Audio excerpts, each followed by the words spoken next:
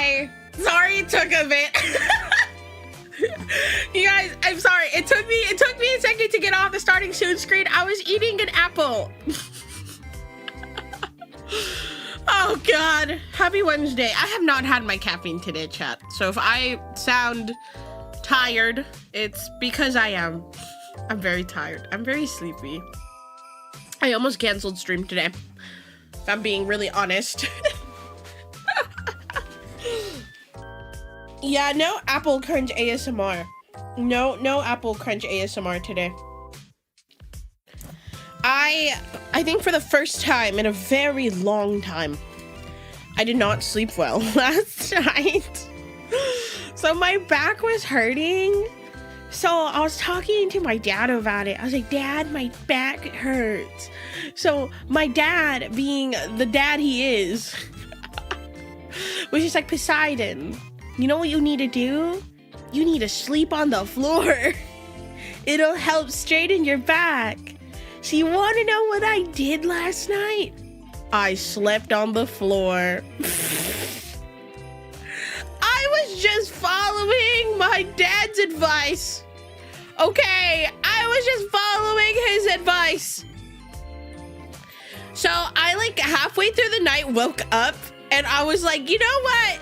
It's hot and I'm so uncomfortable. So I like anyway, thank you so much for the membership. Welcome to the shipwrecks. I moved back to my bed like halfway through the night. But yeah, it says I guess it works. Like my back does not like hurt as much as it was yesterday. Cause you know, I'm like 90% sure I have like some sort of form of scoliosis, okay? I feel like my back just doesn't look straight. But my dad was just like, Poseidon, if you sleep on the floor, it usually helps. And it makes sense because when I was younger, he would always sleep on the floor for some reason. So I've slept on the floor for back pain before. It's just a bit uncomfortable, but it works. Yeah. Like I was uncomfortable, but you know, I don't feel as like much pain today. We watched you for long enough. I probably might as well. Thank you so much. I appreciate it. Enjoy your emotes. But yeah, today we're gonna be reacting. I'm kind of want to yap for a little bit, wake myself up. Okay, I have a bunch of gamer subs on me. Use code shipwreck, by the way. So I'll be sipping on it throughout the yapping portion. So hopefully by the time reacting happens in the next like half hour, I'll be awake. Oh my God, I spilled gamer subs on me. Oh my gosh. You can also tell I also like did not wake up that long ago. I think I woke up at 11:30 today, which is the longest I have slept in a very long time. Usually I'm up around 9 o'clock. Maybe if I decide to quote unquote sleep in, I'll get up at 10. But because I think I slept pretty uncomfortable, my body just needed to like recover. Oh my goodness, hold on, let me mute my phone. My body just needed to recover. But I have been quite busy the last few days. You guys may have noticed I did not stream the last few days, and I think I mentioned it last week. But I had a scheduled, by scheduled, I mean it was scheduled across 2 days of just straight power outages here in Atlantis, at least where I live. Somebody a little bit ago hit an electric pole sometime early last week. And my electric company is scheduled 2 days where it was just straight power outages. So I was without power I would be like with power for like 20 minutes and then they would turn it off. And it was just like a whole disaster. So I decided to just not schedule any streams on that day because I wasn't sure what time they were gonna work. It looked like they wrapped up around like 5-6 o'clock on both Monday and Tuesday. So yeah, it looks like everything's fine now. It's weird because I wasn't actually like affected by like any like electric pole hitting. I did not have any power issues until like Monday and Tuesday when they went and freaking like fixed it. How did you charge your phone? Luckily I have a lot of portable chargers. I also went out to work. Like I went to a place with Wi-Fi to work. So I was doing that. And then on Tuesdays, you know, I'm not really home because I have classes. So I usually work. I was working yesterday at the class. Yeah, I'd be chill if someone had power all day. Yeah, I could have done that, and I'm sure some of my friends would have let me, but I don't like bothering people. So I was just like, you know, I'll just fucking work somewhere else. I will just work somewhere else. I don't mind. I don't care. No, yeah, that's why I didn't stream the last 2 days. I actually was gonna schedule, when I was doing my schedule, I'm like, okay, Monday I'm gonna do this, and then I remembered my electric company sent me a notice saying that I probably won't be without power for a little bit. So, yeah, it was fine. It was fine. Also, I think I've been getting sick. I don't know, I can hear it in my voice a little bit too. But I think the fall-winter sickness is starting to settle in, I think, for a lot of people. I know some of my friends are also kind of sick right now. So I don't know. It's the time of year where you just get sick, you know. I usually get sick around the winter time. I need to get my flu shot. But yeah, that's why I didn't stream the last few days. I also been uploading on my second channel. I'm a little bit behind on uploads, so I apologize if you were expecting any uploads on my second channel. But running a little behind. We're gonna be reacting today to hopefully catch up. I was once in the middle of a college quiz on my computer when a power outage occurred, so I had to continue the quiz on my phone, and I finished it before the power came back. Oh my god, I'd be scared because especially if you're doing like exams or like quizzes on like a phone, especially if you're using it like on, for example, Canvas. For all my college students here, I think high schools use Canvas now too. I'm scared that it won't let you take it back. take it back. But yeah, that's been going on. What else has been happening? Yesterday, I was super excited. I actually was out all day yesterday. I think I was gone. I was gone from 7:30 to 11 at night, which is crazy. I'm tired. Probably not the smartest night to decide to sleep on the floor. I went to a Riftbound Learn to Play event. So that was a lot of fun. It was a really fun time. It was like a 2.5 hour event. One of my local game stores were holding it. So if you guys don't know, Riftbound is an upcoming trading card game done by Riot, based off of the League of Legends franchise. If you guys don't know, I'm an ex-League of Legends addict. I played since 2014, and I stopped around 2021. So I only occasionally log back into League and play a few games every now and then. But yeah, Riftbound, I will say, out of all of the trading card games I have played, I think Riftbound is quite difficult to learn. And I think, so here's the thing. Just to give you context, I don't play Magic. I play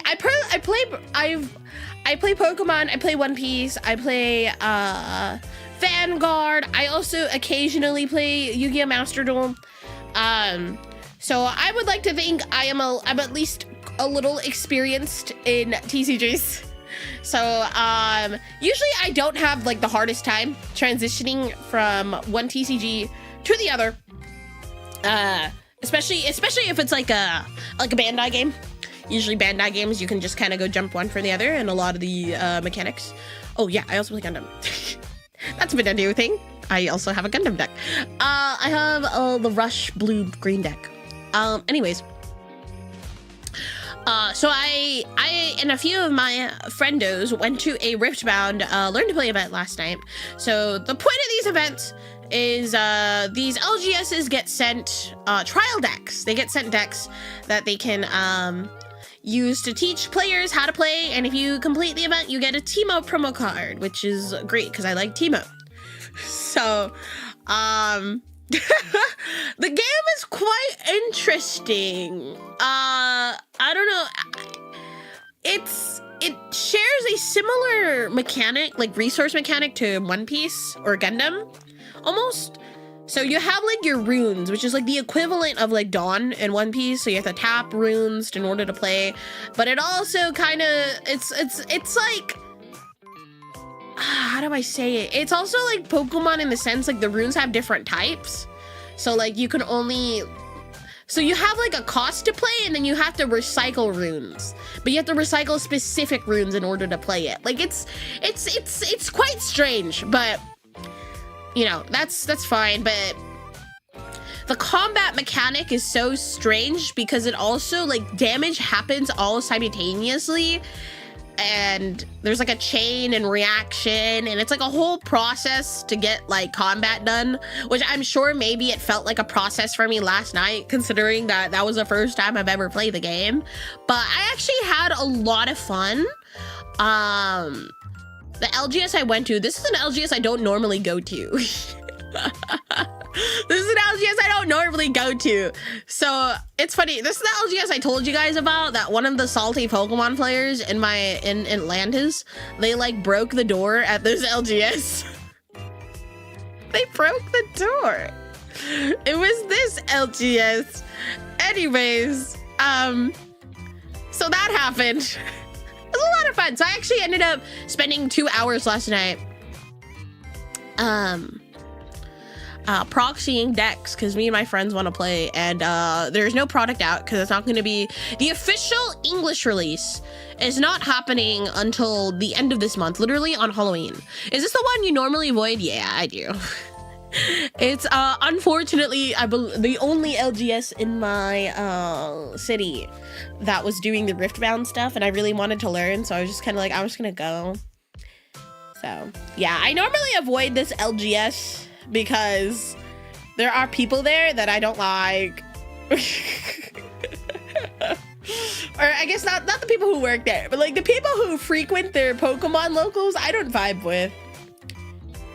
So I usually avoid, and also it's quite the drive for me to get out over there too.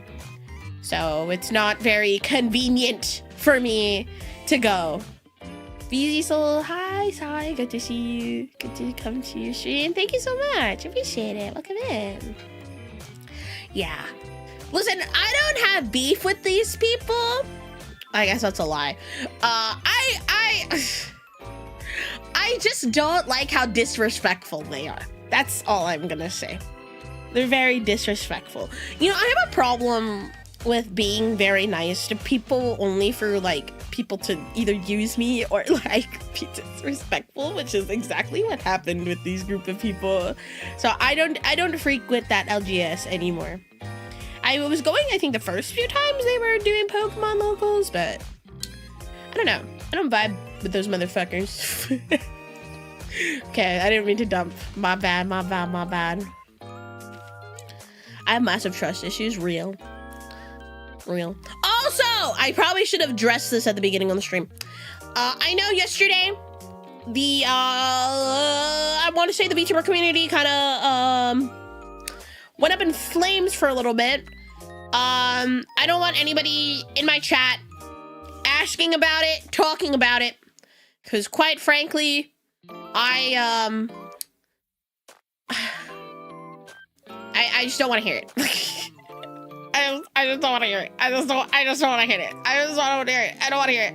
We have no room for negativity in my space, and quite frankly, I don't have any, I guess, useful commentary to add to it. So if you could please avoid mentioning it. If you want to talk about it, my stream is not the place to talk about it. You have been warned. I don't want anybody asking if I've read it, because honestly, I did not read it.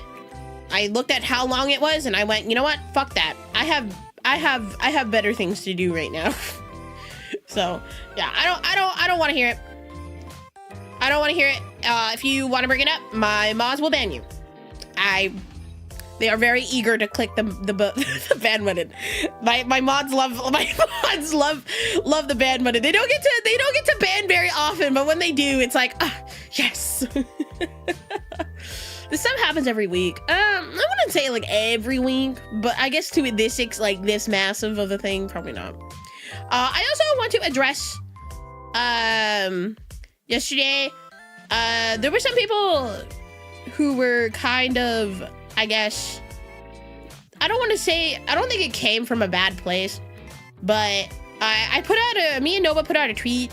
We were kind of worried about Hasher because we haven't heard from him in a while. I was trying to contact him because we're working on stuff together, and I haven't heard from him in a while, and I know Nova's been worried. So Nova put out a tweet, and I also put out a tweet, and I just want to let you guys know that we weren't aware of him being on break, which is why we worried so much. So even if you knew and I didn't, please don't be mean about it in my comments, because like I genuinely had no idea he was on break. So I just want to put that out there. Yeah. So yeah, don't be mean just because I didn't know something, because if I really knew, me and Noah probably wouldn't have put out a tweet. So me who has no idea what you're talking about, that's probably a good thing. I love your new VTuber outfit. This is a new it's like 11-month-old outfit. I do have an upcoming outfit debut coming up though. I just haven't picked a date for it. I think I'm just waiting on a few more things to get finished. But don't fret shipwrecks. I'm going to get a new outfit sometime soon. Don't worry about it. Pokemon Legends EA comes out next week. Yes, it does come out next week. It does. We are gonna play it on release day. I probably won't be streaming it until like Thursday night, but we're gonna do like an extra long stream on Thursday night. I'm talking stream starts at like 6 p.m. won't end till like midnight. Yeah, but there were some people who were like, actually he's on break, but we didn't know. We're just worried, friendos. I care a lot about Hasher, so I hope he's okay. I hope he's fine. He's my bestie. I love him. I say Legend ZA, am I weird? I wouldn't say you're weird. I think people just pronounce Z as Z. I think it just depends on what area you come from, because certain areas will like say Z or Z. Kind of like how some areas in the United States refer to soda as pop. It's kind of like that. When it comes out, I'll probably watch the MandJTV playthrough of it. I'm excited for the Team Sky Legends EA. The Team Sky Legends EA video. We probably won't be seeing that for a hot minute. But I'm very excited. I intend to, once ZA is released, that is all we are going to stream for a long time. That is literally all we are going to stream. M9, thank you so much for the follow. Welcome in. Is a John Michael Cup on hold? No, it's just we have a lot of videos and there's only so many days I can stream. So I'm kind of like, today we're doing MandJTV. Nah, I think later this week we are doing Team Sky. And then we'll probably come back to John Michael Cup next week. To be fair, I'm part of that community because I'm Canadian. Oh, hell yeah. What's on the agenda today? So usually my first part of my streams, I do a little bit of yapping. We do the daily Squirtle, and then we'll do our reacting. I actually, truthfully, did not plan too much for today's stream. I kind of just threw stuff on my schedule and called it a day. Cyber Chaga, thank you so much for the sub. Oh, forgot to mention, I have it pinned in both of my channels. Oh my goodness! Guys, relax! Wait! Guys, it's... Bryce, thank you so much for the super! I set myself with a personal countdown to finish the new Digimon game before ZA comes out. I might accidentally be done with it. I came out last Friday. Hell yeah, I've been hearing good things about the Digimon game. Thank you so much for the super. Speaking of, if you guys don't know, it's pinned in my chat, but we are doing a Halloween special this month. 50 Twitch subs and and 50 YouTube memberships, chat will get to choose a horror game for me to play. This will be going on for the rest of the month. We are about 18 away from the Twitch sub goal to be finished and about 48 away from the YouTube membership goal to be finished. So if you would like to see me play a horror game with chat's choice, you will have to fulfill both goals. But this will be going on for the rest of the month. So if we don't hit it today, we can try again later into the month. But yeah, I also wanted to say thank you guys so much for all of the support on me and Hotaru's cover. If you have no idea, me and Akatsuki Hotaru, covered a One Piece opening. If you have not seen One Piece, this is the opening 5, and if you have seen One Piece, this is the opening for Water 7. I was gonna say Water's Lobby, and it's Annie's Lobby, not Water's Lobby. But thank you guys so much for the support. I really appreciate it. This project has been going on for a few months now, and I'm really excited to see that it's been released. I don't typically sing. It's funny because I'm Filipino. If you guys don't know, I'm 100% Filipino. I'm big Filipino, okay? And kind of one of the stereotypes I think people have for Filipinos is Filipinos can sing, and that is, I want to say, 90% true. I feel like 90% of the Filipino population is very talented in singing, and I unfortunately fell in the 10%. Like, as a kid, I've loved singing so much, but I was just never good at it.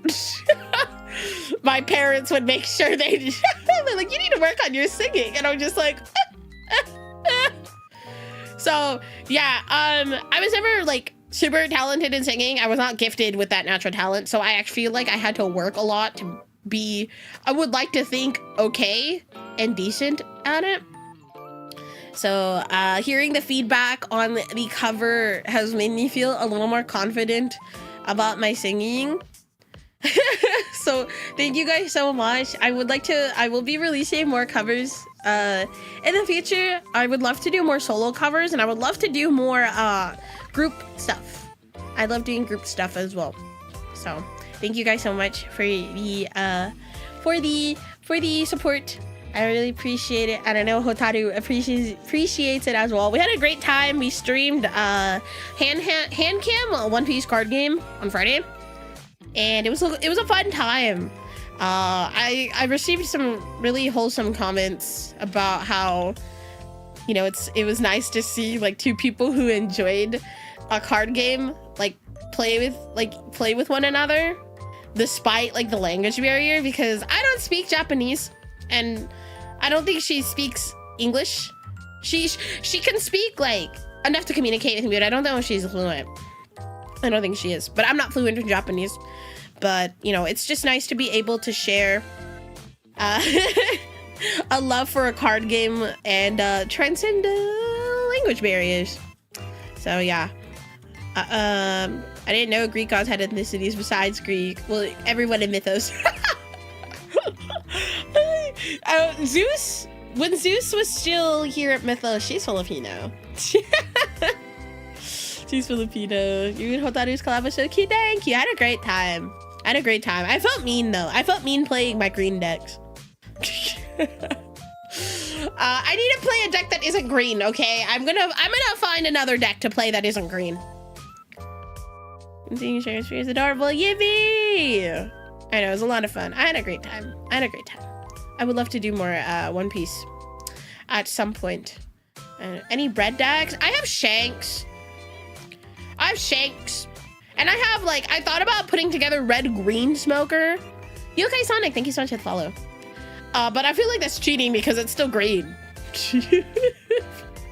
I feel like that's still cheating. Someone get her a purple deck? I do have purple decks. I have purple Luffy. I have purple black Luffy. I have green purple Luffy, which is my favorite purple quote-unquote deck. I have Rage. I have blue purple Luffy. I have like most of the Luffys. I even have the pieces for black yellow Luffy. So I'm waiting to see where that goes in the meta, and that will decide whether or not I put it back together. She's had a fantastic scene anyways. I wish we can get new covers with her. I miss her a lot. I miss her so much. I know whatever she's doing right now, she's doing great. Me and her still talk, by the way. Me and her still talk. Even though she's no longer a part of Mythos, she and I still talk on a pretty frequent basis. And we're cheering each other for each other on the sidelines, and I'm really happy that she's doing well. So hopefully wherever she is, which I'm sure most of you guys know, she's doing great. And yeah. Sam Green, thank you so much for that super chat. So you should react to Mikey's Shield Rando. Maybe. I really suggest people who want to give me suggestions, if you can post them in Discord. It's really hard for me to keep track of like what to react to if I don't have like a direct link to it, and I can't promise that I'll react to it, but it's definitely something I look in the suggestions channel whenever I'm like, I don't know what to react to. Her graduation hit me the hardest. It was really hard to say goodbye to her. It was too. I think you know, I mean, I don't think it's a secret that me and Zeus, like, we were like the closest to each other. She was my closest friend in Mythos. So her, not to say the other graduations didn't hit, because they definitely did. I think Zeus also hit me the hardest because she and I have we debuted together. we were here since day one, you know? So it really hurts, but I know wherever she is at, she's flying high, not dead. But I'm sure she's flying high. And I think she's in a cage now, if I remember correctly. But it's fine. Prepare for so many congrats. If you could respectfully just limit the request to don't spam this channel. Don't spam it. There's a Discord. Yes, you can find it in the description. I believe I also have my stream elements timers going off in my chats. So every like 15 minutes, the Discord link does get posted. Flying high for Team Sky. Better than Jar. Yeah, she's in a cage now. If you know, you know. If you know, you know. Anyways, I probably shouldn't keep yapping about this. What else is going on? This week we're gonna try to finish, or hopefully by early next week, we're gonna try to finish Pokemon Legends Arceus. I think we are on coming up on the tail end of the game. We, I believe, got past the halfway point last time, so we are going to try to finish it soon. Hopefully, very soon. I'm excited. I don't anticipate I'm gonna finish the Pokedex in that game, but I think we are going to try to finish it in Legends ZA. Have you been enjoying Arceus? Can't find it. Oh, you know what? It might be. I might have actually put it in my Discord or my second channel description. If one of my mods can post a Discord link on my YouTube, Chud, I'd appreciate it. Yes, I've been enjoying Arceus. Pull the Mega Guardi. Oh my goodness, that's a few $100s. I have been slowly buying all the full art items for the Mega Evolution set. And I was in like I was in a, I wouldn't say a bidding war with someone on eBay, because somebody was selling like a bundle of some of like the full art items, and I was going back and forth with this person because they overpriced the bundle, and I was kind of like, if you're bundling these all together, if you can give me just a slight discount, I will take these off your hands, because the listing was up for a long time. And after like 3 or 4 like counter offers, we finally came to a price we agreed with. So yeah, I have been keeping my eye out on the TCG market for both Pokemon and One Piece. And I also just want to say that all the fucking motherfuckers that the Pokemon scalpers I want to say finally, they figured out that One Piece cards are expensive and some of them are more rare than like certain Pokemon cards. So, yeah, the One Piece market for cards has been atrocious. Like, it's been so bad. It's been horrible. So I just want to say, if you're one of the motherfuckers that are scalping One Piece, go fuck yourself. Respectfully. Scalp the mangas. That's what they've been doing. The manga market has been manipulated like bad. Like, I have one manga card. I've only ever pulled one manga card, and I think it might be the only manga card I've ever pulled. I will ever pull. But my manga card, I pulled the Gear 4 Luffy from OP11. Was it OP11? What was the pink packs? Yeah, it was OP11. And it was $350. And it was like $350 for the longest time too. It was cheap for a manga. It was one of the cheaper mangas, because there's some mangas that are like 500 bucks. Guess what it is at now? Take a lucky guess. Take a lucky guess.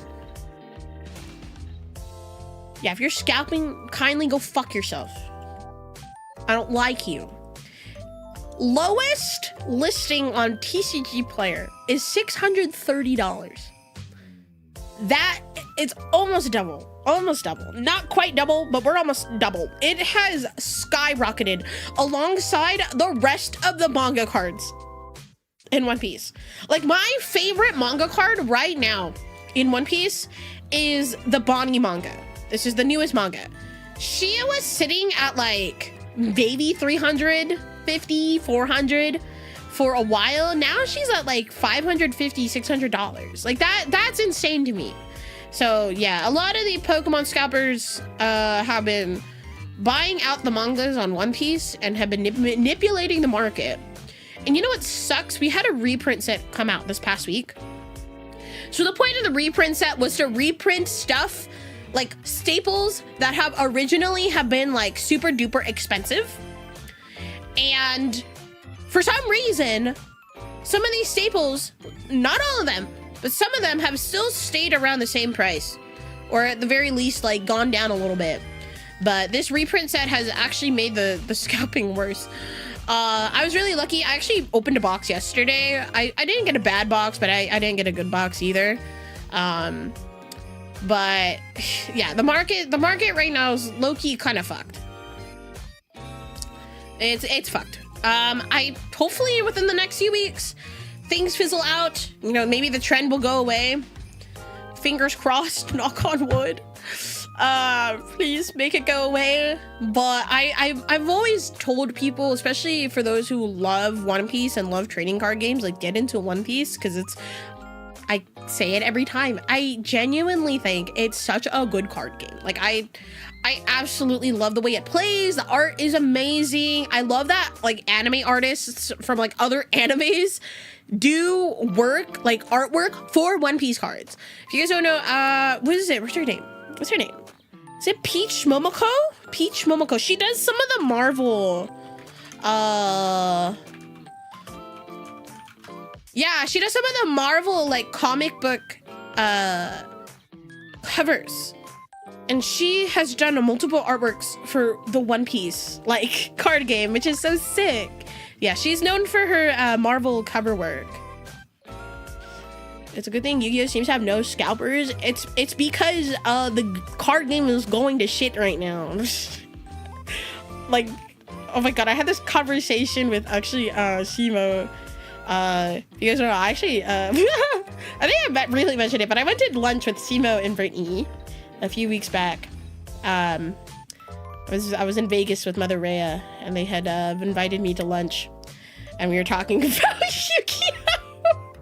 And Simo was actually like, Alex was like crushing out about Yu-Gi-Oh! And it was so funny. I was like sitting in the car like, oh, I wish I understood what you're talking about, but it sounds like it's not going too well.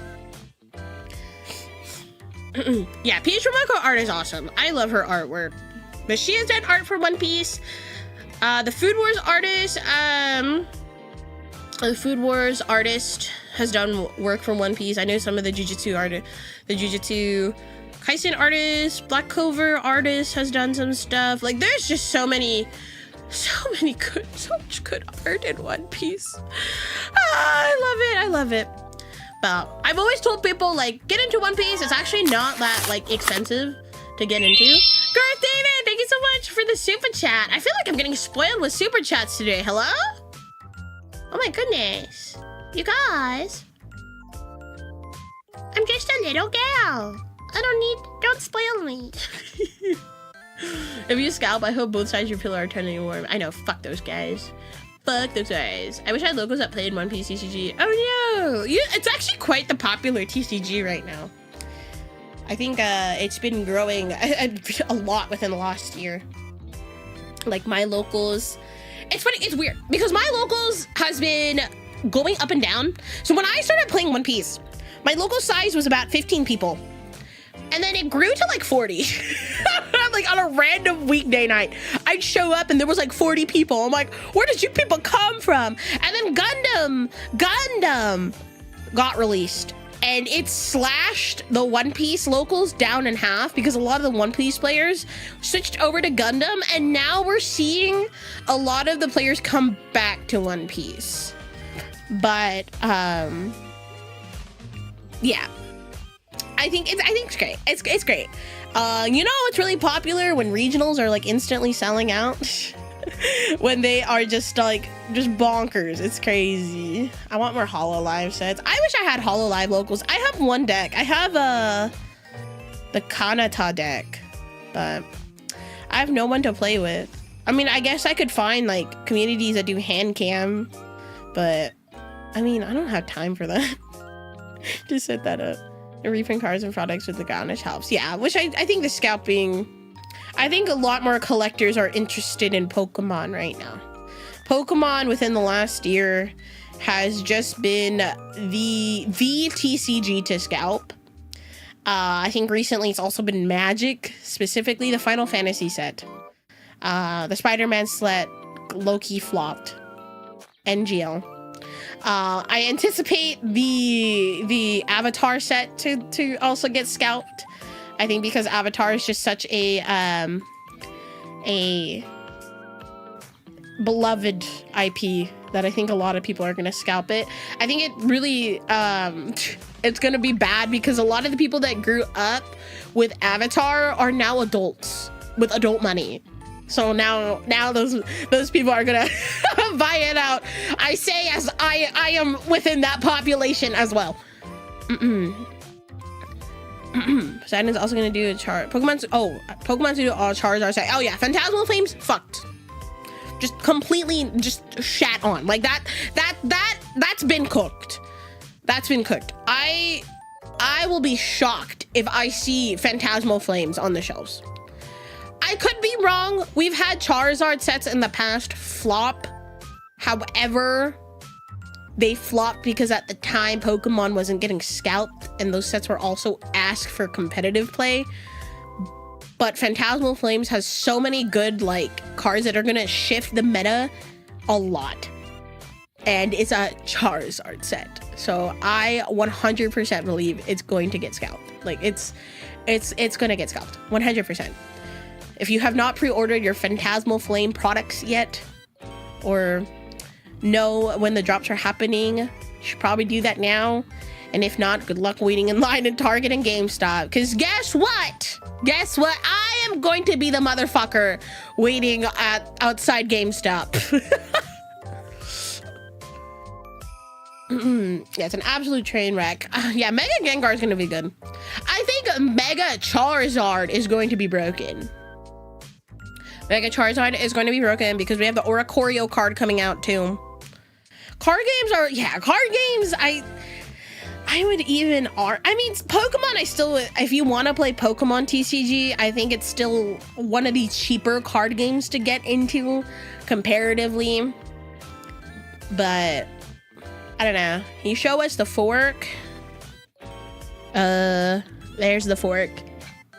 Zard X or Zard Y? I can't remember which one is the one that does more damage based off of fire Pokemon that have energy on it. Yeah. Looking forward to not opening any Phantasmal Flames. You're real. I have not opened much Mega Evolution product. I'm actually really sad I couldn't get my hands on a booster box. And because I do have a sealed collection. That I like to grow, because I've honestly stopped wanting to open product. I just kind of like collecting product. I have them like all nice and organized. I don't intend to resell any of them unless for some goddamn reason I am like homeless. But I just like seeing it. I have like all the Paldea starter like collection sets, and they're like, I have them displayed together, and it's so nice. It's so nice. But I just wanted a booster box for my collection. Yeah. Funko Pop. Are Funko Pops still a popular thing? Went to my first ever pre-release and got wrecked by a Mega Obama Snow player who had 28 energy. That's the silly funny deck. Yeah. The Mega Obama Snow is definitely not meta. However, it's a fun deck. I have been playing online. I've been playing Garchomp, Cynthia's Garchomp. And that's been a lot of fun. I've been enjoying that. Just buy a bunch of singles. Yeah, that's what I've been doing. I'm just buying my singles. I save more money that way. Hello, Fappy. Happy right now? Hell yeah. I have a small box of Pokemon cards. I'm gonna sell each card for 25 cents. If you find the right buyer, perhaps. I think a lot of stores won't pay much for bulk. Is kind of, it really depends on what you have. Like I really highly recommend, even if you have older cards that you probably think are these suck. There is another format of Pokemon that isn't super popular, but it exists, called GLC. It's a Gym Leader Challenge. Some stores do it, some stores don't. The reason why it's not popular is because it's not like a mainstream format, is because it is quite expensive, because it's a format where you pick one type. So all the Pokemon in your deck is one type. Okay, you can't play any rule box Pokemon. So you can't play EXs, you can't play Vs, you can't play level Xs, you can't play GXs, you can't play any of those like big fancy cards, right? You can only play like regular Pokemon. And you can only play one of each card in the deck. That includes trainers. So the problem with that, and the thing is, the format I think goes all the way back to like Heart Gold. I think Black and White. I think it's Black and White. And there are cards that are, because the format's so limited, you have a limited pool of cards to play. And some of those cards are like just straight up bulk. Like these are commons and uncommons. But because they're one, out of print. Two, they're used in a format like this. Some of them can go up to like $10, $20. So you might find like a bulk card might have like a cool ability that does more damage, might be expensive in GLC. So I really tell everybody that is like, should I sell my bulk? I say go for it, but be sure you check through your bulk. Just know what cards are good, which can take time, but if you don't care, I mean I've seen LGSs take bulk from people where they knew that some of it wasn't bulk and they like scammed the customer. So that's why I don't want anybody getting scammed in my chat. Yeah, I don't play GLC. If I'd be down to buy like a pre-made deck, but the problem is no one in Atlantis plays GLC, or at least there is no store that supports GLC, because I mean it's an expensive format. Two, it's not like a format that is competitive. It's more like a fun format. Sinfire, thank you so much for the 100 bits. My local card shop always does a promotion. If you buy a certain amount of products, you get a random free pack. Holy moly, stores still do that in this economy? Crazy. Has to keep all the Pokemon cards behind this customer support desk, or else it turns out to be a brawl when product comes in. Yeah, I think a lot of stores have been doing that. Even like Targets. I think all the Targets now have been putting their Pokemon product behind the customer service desk and limiting it. I told you guys about the time, right? That, so one of my close friends, he works at Target. And, there's this lady, she's responsible for restocking all the TCG product in Atlantis. Like, she'll jump from Target to Target to restock. And she'll do it at, like, early in the morning. So the Pokemon scalpers, I'm not even going to say Pokemon. The TCG scalpers in Atlantis figured out who she was. They found her car and they air tagged her car. And guess what? She quit. Called the police. Quit. New girl comes in, right? She's like, all right, my job is to stock. So this is now the second girl that is responsible for restocking in Atlantis.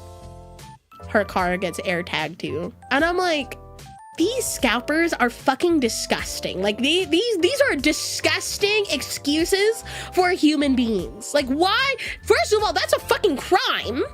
Okay? That is a crime. Like there's no way people are this down bad for Pokemon product. Like you risking jail time for Pokemon product is insane. Well, I'm gonna profit $20 off my eBay listing. Wow. Get a job. Here, have a job application. Listen, I'm not typically mean-spirited, okay? I don't like being mean, but when it comes to scalpers, I hope those motherfuckers, every time you get out of bed, I hope there's Legos on the floor. I hope your pillow is warm on both sides. I hope your water, all the water you drink is warm. And I hope it's warm. Fuck you. I really do. I hate scalpers too. I hate those. I hate them. What did someone do? Scalp product. I would like to think that is a fitting punishment for people who scalp product. I'm fuck those people.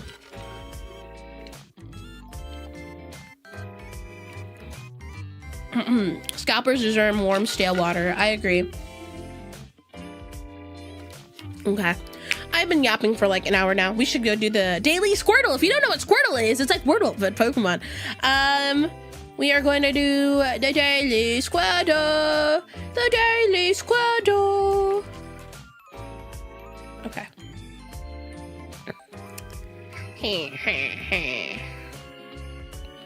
Okay.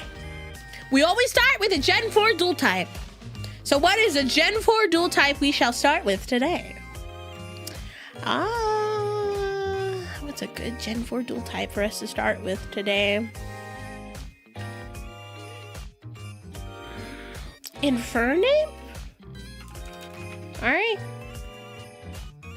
Ooh, okay.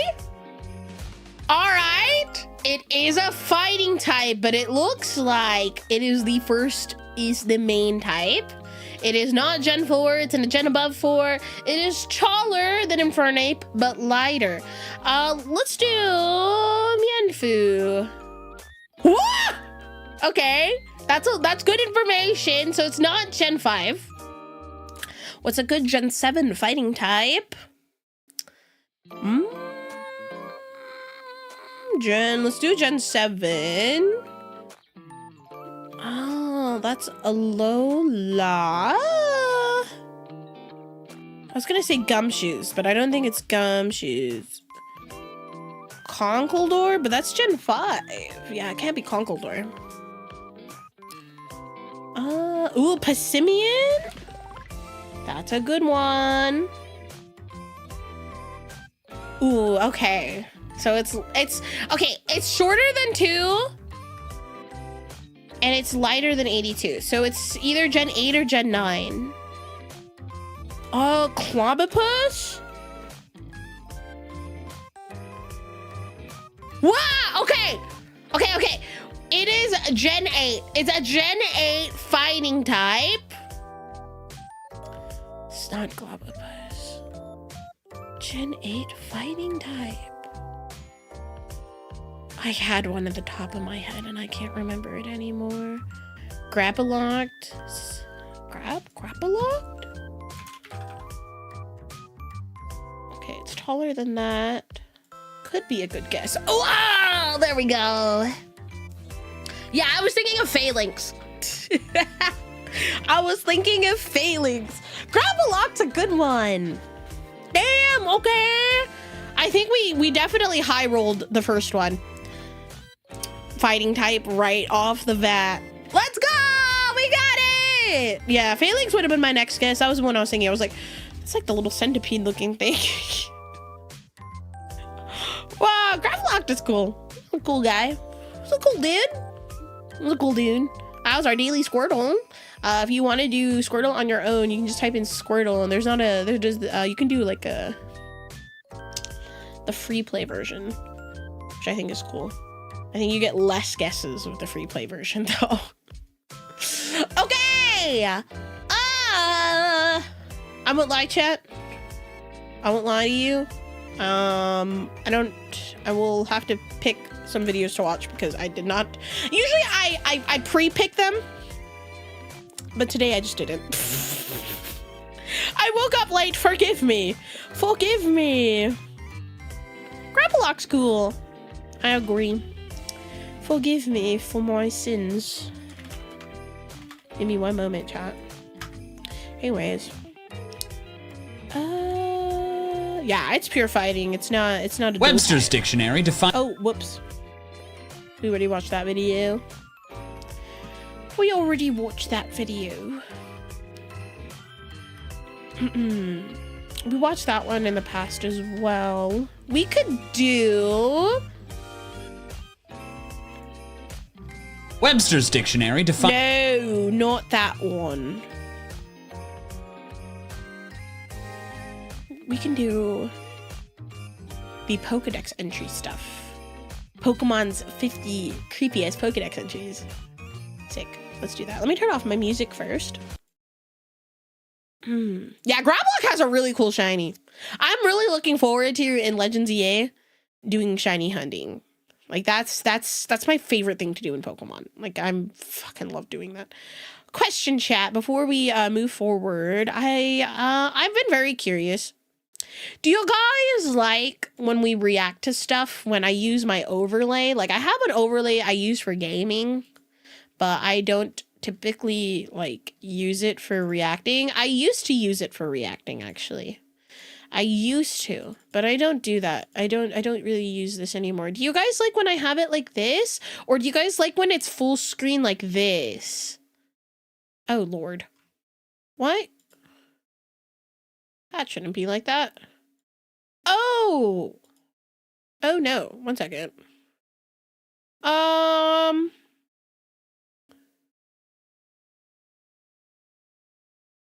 Do you guys prefer it with the full screen, or you guys prefer the full? Oopsies, hold up.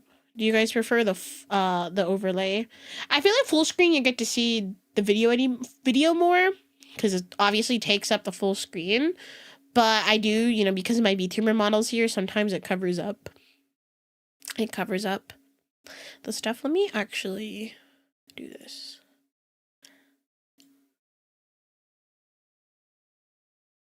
You do a poll? I mean, it looks like people said the overlay is fine. But I don't know how much it ruins, like, people's viewer experience using the overlay. Crappy with the red, deep red color feels like much better. It's sad its type is bad. Don't really care personally. I mean, we can try. We can try with the overlay. I don't know. Honestly, it's okay. You like the overlay too. We can try with the overlay today. We'll try with the overlay today. I mean, I can always see how people feel once the YouTube video releases. But we can try with the overlay today. To me, I like the overlay too. I don't think I cover as much of the video, but the video does end up being like a tiny bit smaller on the screens, so that's why I ask. I like both. Okay, we'll try this one today. Before we get started, let me do something really quick. Really quick. Oh my god. PETA, the horse is here. Thank you guys for hanging out with me, by the way. I'm not gonna lie. I mean, I don't like being super vulnerable on stream just because, like, I don't want to bring down the mood. But it's been a rough week this week. I'm not gonna sit here and pretend like I am like 100% fine. Which, so I appreciate you guys being here with me today. Guys make me super happy. I want to put like a outline around my model because I think it looks cool. Yar. Yeah, it's been a rough few days. I'm not gonna get too much into it, but let's just to put it lightly, I just haven't been okay very much. So, wow, Brian, thank you so much for the sub. 2 months. Welcome back. Appreciate you. I hope you're doing well.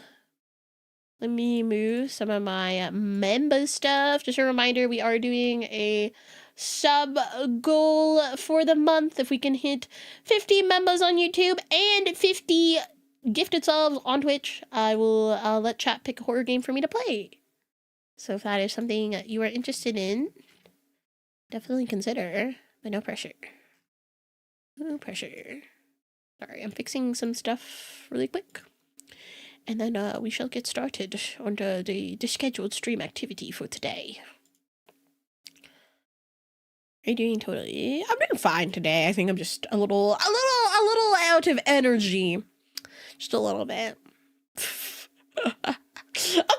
We're going to be reacting to Pokemon's 50 creepiest Pokedex entries.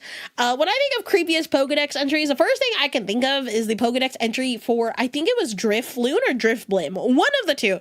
But it's the one where it just like takes a child, like befriends a child, and the child holds onto the Drifloon, and it flies into the sky, and the child disappears. You know, there's a lot of pretty morbid Pokemon entries in this franchise, considering that it's a family friendly franchise. There's some pretty wild ones out there. So let's hear Mikey's 50 creepiest Pokedex entries. Pokemon is a kid's game. I know most of you are old enough to vote, but hidden within the Pokedexes are some truly creepy and unsettling entries. I collected 50 of the creepiest, and the further into the video we go, the more unsettling they'll get. Ending just in time with the most for spooky season. If you guys don't know, by the time we're recording this, it is now October 8th. It is we are in full spooky mode. Disturbing of all. Bladeform Aegislash's shield entry says, once upon a time, a king with an Aegislash reigned over the land. His Pokemon eventually drained him of life, and his kingdom fell with him. Was the king cruel and the Aegislash did the world a service? Or was he benevolent and ended up slain by a Pokemon he considered a friend? A Pokemon unable to resist its murderous instincts. Runarig Just a casual Aegislash behind him. This shield entry says, never touch its shadow-like body, or you'll be shown the horrific memories behind the picture carved into it. The picture on Runerigus' body is a dragon or snake, but its other dex entry mentions a curse woven into it, which I'm more curious about. Was the painter cursed, or did they curse the painting? Why? What happened? There is a way to find out, but only a horrific one. Kadabra's Fire Red entry says, it happened one morning. A boy with extrasensory powers awoke in bed, transformed into Kadabra. That is horrifying. Imagine waking up one day and you're just a Pokemon. You can't properly communicate anymore with your parents, can't properly communicate with your friends. Like, I would be mortified. The idea of just waking up one morning and not being you anymore, instead being what is effectively an animal, it's pretty unsettling. Yeah. And this next entry is in a similar vein. Yamask's black entry says, each of them carries a mask that used to be its face when it was human. Sometimes they look at it to cry. Wait, maybe the Kadabra boy's mind so sad. That's not even creepy. That's just sad. was altered to make him believe that he was always a Pokemon, and maybe he's content as a result. But with Yamask, we know. Oh, yeah, wait. Yeah, you're right, Chad. So basically, Mystery Dungeon. Yeah, that is just the premise of Pokemon Mystery Dungeon. Oh, they remember their old lives. We know they mourned their human bodies. And instead, these people are doomed to spend an eternity as a little ghost Pokemon, carrying the face that was once theirs, but isn't anymore. Azelf's Legends Arceus entry says, the dreaded being of willpower. Legends tell of this Pokemon manipulating the will of its adversaries and turning them into puppets of its own. Look at this innocent looking guy. He wouldn't do anything bad to you. The Lake Trio are often viewed as gifts to humanity, giving them emotion, knowledge, and willpower. But getting on the bad side of dreaded Azelf and it using its control over willpower to turn you into just what is essentially a zombie? What a horrible fate that would be. Parasec's Legends Arceus entry says, mushroom-lacking specimens of this Pokemon lie unmoving in the forest, lending credence to the hypothesis that the large mushroom is in control of Parasec's actions. Parasec's lore of being controlled by the mushroom is nothing new, that's its whole design basis, but the idea of finding the discarded bug bodies scattered about the forest is a grim reminder. Yeah, whenever you see this Pokemon, I think I'm good. You see nothing. I hate this Pokemon. The people who have played Legends Arceus know exactly why. But a husk. Mega Metagross's Ultra Sun entry says, its intellect surpasses its previous level, resulting in battles so cruel, they'll make you want to cover your eyes. For this video, I'm aiming for dex entries that are more creepy and unsettling, kind of like ghost story vibes, as opposed to ones that are just like brutal or violent, talking about crushing bones or draining body fluids. If this video does well enough, maybe I'll make 50 most violent Pokedex entries. I will say, I don't think I need to be a Gorbis to drain your body fluid. You know what I'm saying? I'm sorry.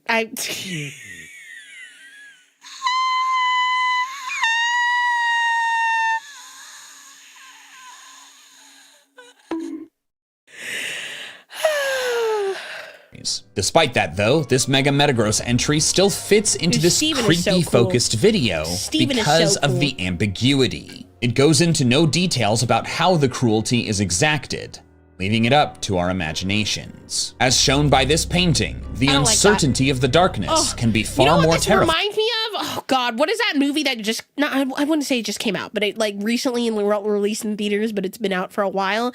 It's that horror movie called Good Boy. I've been curious to watch it, but I just can't bring myself to do it. I just can't do it. I don't like watching movies where I feel like the dog is gonna die.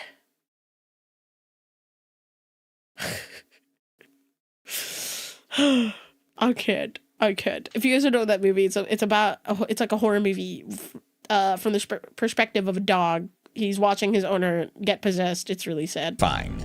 Than seeing what lurks within it. Victory Bell's red and blue entry says, said to live in huge colonies deep in jungles, although no one has ever returned from there. No one who has ever sought out a Victory Bell colony has lived to tell the tale. This one is creepy enough on its own, Don't but show her later on in the dude, I cannot tell you how much I've cried over frigging Marley and Me. Okay? If you've seen that movie with Lightning McQueen in it, I know his name is not Lightning McQueen, it's Owen Wilson, but that movie has me sobbing. I've watched it like a few times, like when I was younger, and then I watched it more as I got older, and every single time I've cried, okay? I cannot bring myself to watch Good Boy, okay? Video, I'll show you another dex entry that makes this one even worse. Dusclops' Ruby entry says, Dusclops' body is completely hollow. There is nothing at all inside. It is said that its body is like a black hole. This Pokemon will absorb anything into its body, but nothing will ever come back like a out. black hole? Dusclops Yeah. is already spooky, but when you think about how it's just a bandage-wrapped void, absorbing and ending creatures and people indiscriminately, gets even more sinister. Gigantamax Yeah, Gengar's that's, shield entry fucking says it lays horrifying. traps, hoping to steal the lives of those it catches. If you stand in front of its mouth, you'll hear your loved ones' voices calling out to you. This is the first Gengar entry, and it will not be the last, but what a horrible fate. Losing your life, lured into the mouth of a Gigantamax Gengar, tricked into thinking that it has your loved ones captive? Or maybe it's not a trick at all. Gothitel's shield entry says, a criminal who was shown his fate by a Gothitelle went missing that same day and was never seen again. Other Gothitelle entries discuss how it sees its trainer's lifespan and weeps, but What? What? That's scary. Me casually with my Gothitelle on my Pokemon Black and White team. this is the only I've seen a lot of porn of Gothitelle, unfortunately. Dex entry where the person sees their fate and dies that same day. Does seeing your demise cause it? Or, because he was a criminal, did Gothitelle show the man how Gothitelle itself would soon end him? Gorgeist average sizes sword entry my says, God. eerie cries emanate from its body in the dead of night. The sounds are said to be the wails of spirits who are suffering in the afterlife. The pumpkin may look Oh, goofy, no. but apparently it's a window to hell. Malamar's Y entry says, it lures its prey close with hypnotic I like motions Malamar. and wraps its tentacles around it before finishing it off with digestive fluids. Ew. I know this is just its hunting technique and What? maybe could fit into the most violent Dex entries instead, but just imagine it happening to you. Think about being hypnotized. I don't want to think about that. I don't want to think about Walking that. straight to Malamar, forced to be ensnared and melted, helpless to fight back or even scream. Chandelure's shield entry says, in homes illuminated by Chandelure instead of lights, funerals were a constant occurrence. Or so it said. People in that house probably died in a variety of horrible ways, Like all what? caused by Chandelure, watching from its perch, enjoying its consistent source of fuel.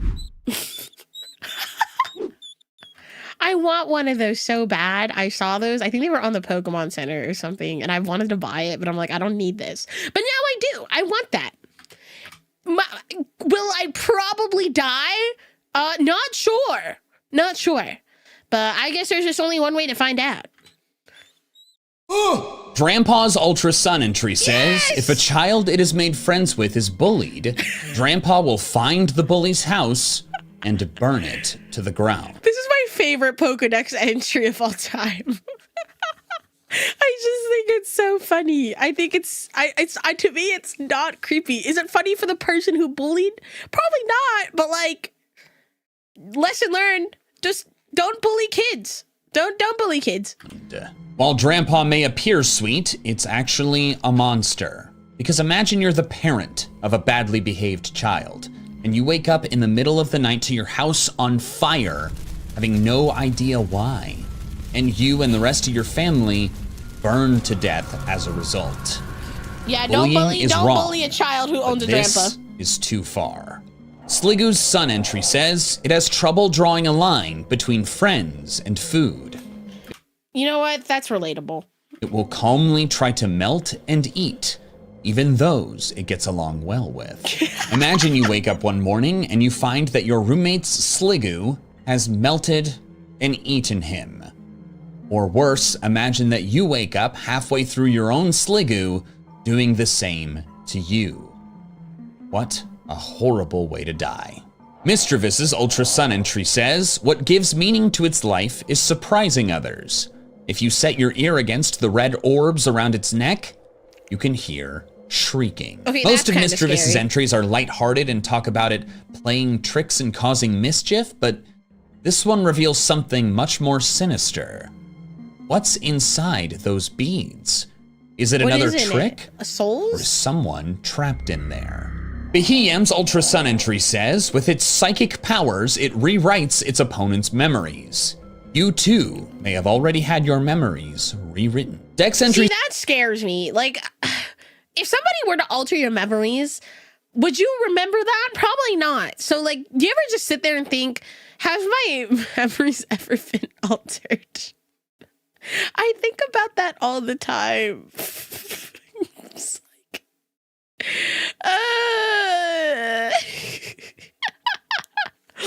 I'm scared.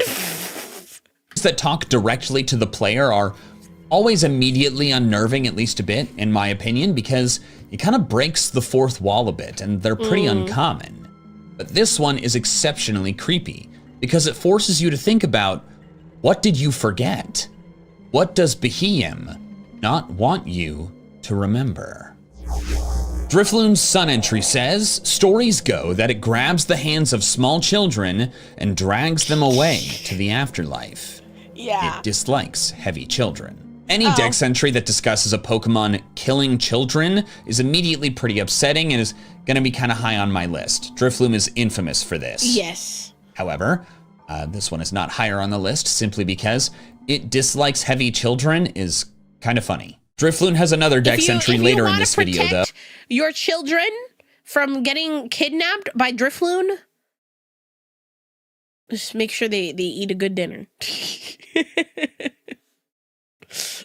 That's scary though. All jokes aside, you know, that's horrifying. Just like imagine you're a parent, right? You live in the Pokemon world. You let your kid play outside. You know, my parents like to let me play outside with the other neighborhood kids, you know, going into sunset and nighttime. It was, you know, some of my most beloved childhood memories came from those, you know, experiences. So imagine, you know, you let your kid play after dinner. You know, all right, little Johnny, you can play with little Timmy down the street. You and little Timmy, they go out to the fields. There's like a cute little Drifloon, cute little purple balloon. You know, kids love balloons, and the Drifloon's like, "Come with me, hold on to me," and your kid just never comes back. That is so scary. That is horrifying. Oh, which, to be honest, disturbs me a lot more. Duskull's Violet entry says, Duskull's victims suffer an intense chill as the Pokemon siphons their life force away, glaring at them with its bright red eye all the while. That single red eye. The last thing we'll ever see. Bayonet's Ruby entry says, horrifying. Bayonet generates energy for laying strong curses by sticking pins into its own body. This Pokemon was originally a pitiful plush doll that was thrown away. Bayonet being a possessed doll is already creepy enough, but it's sticking pins into its own body? It's just, ugh. Palisand's Moon entry says, buried beneath the castle are masses of dried up bones from those whose vitality it has drained. This cute how else sand is it gonna make castle sand? It's gonna grind up the bones and make sand. Pokemon drains life out of people and then stores their bones to be used as weapons later. It is all kinds of messed up. Shiinotic's Sun entry says, forests where Shiinotic live are treacherous to enter at night. People confused by its strange lights can never find their way home again. Fairy Pokemon are normally sweet and caring, but Shiinotic's confusion tactics... Yeah, Shiinotic even looks scary. That's a scary face. And lives. Ghastly's Ultra Moon entry says, poisonous gas comprises 95% of its body. It's said that the remaining 5% is made up of the souls of those who died from the gas. Souls forced to inhabit what killed them, and then likely kill more. What a terrible fate. Cacturn's Sapphire entry says, if a traveler is going through a desert in the thick of night, Cacturn will follow in a ragtag group. The Pokemon are biding their time, waiting for the traveler to tire and become incapable of moving. This would be a truly terrifying experience. You see the Cacturn behind you, look away, and you look back. The Cacturn are closer.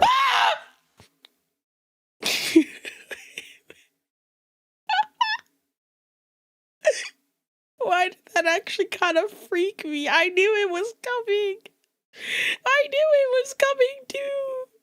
It actually kind of freaked me out. Oh, Gengar's moon entry says it apparently wishes for a traveling companion. Aww. Since it was once human itself, it tries to create one by taking the lives of other humans. Oh. This one really upsets me.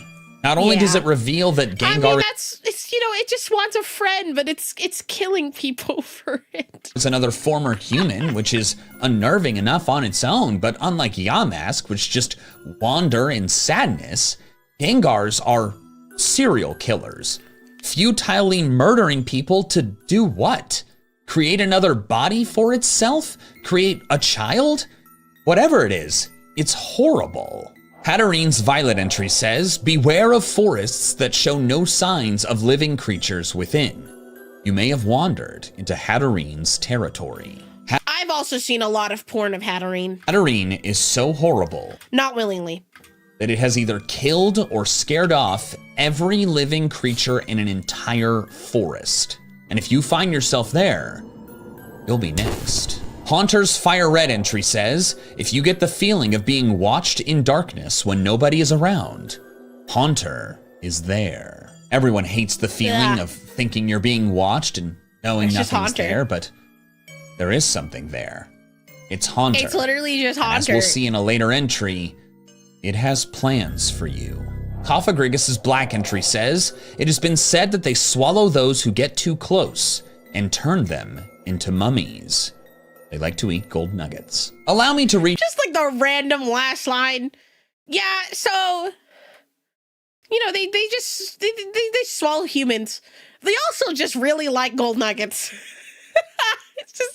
It's something morbid just been followed up by just a random. They like eating this. and turn them into mummies.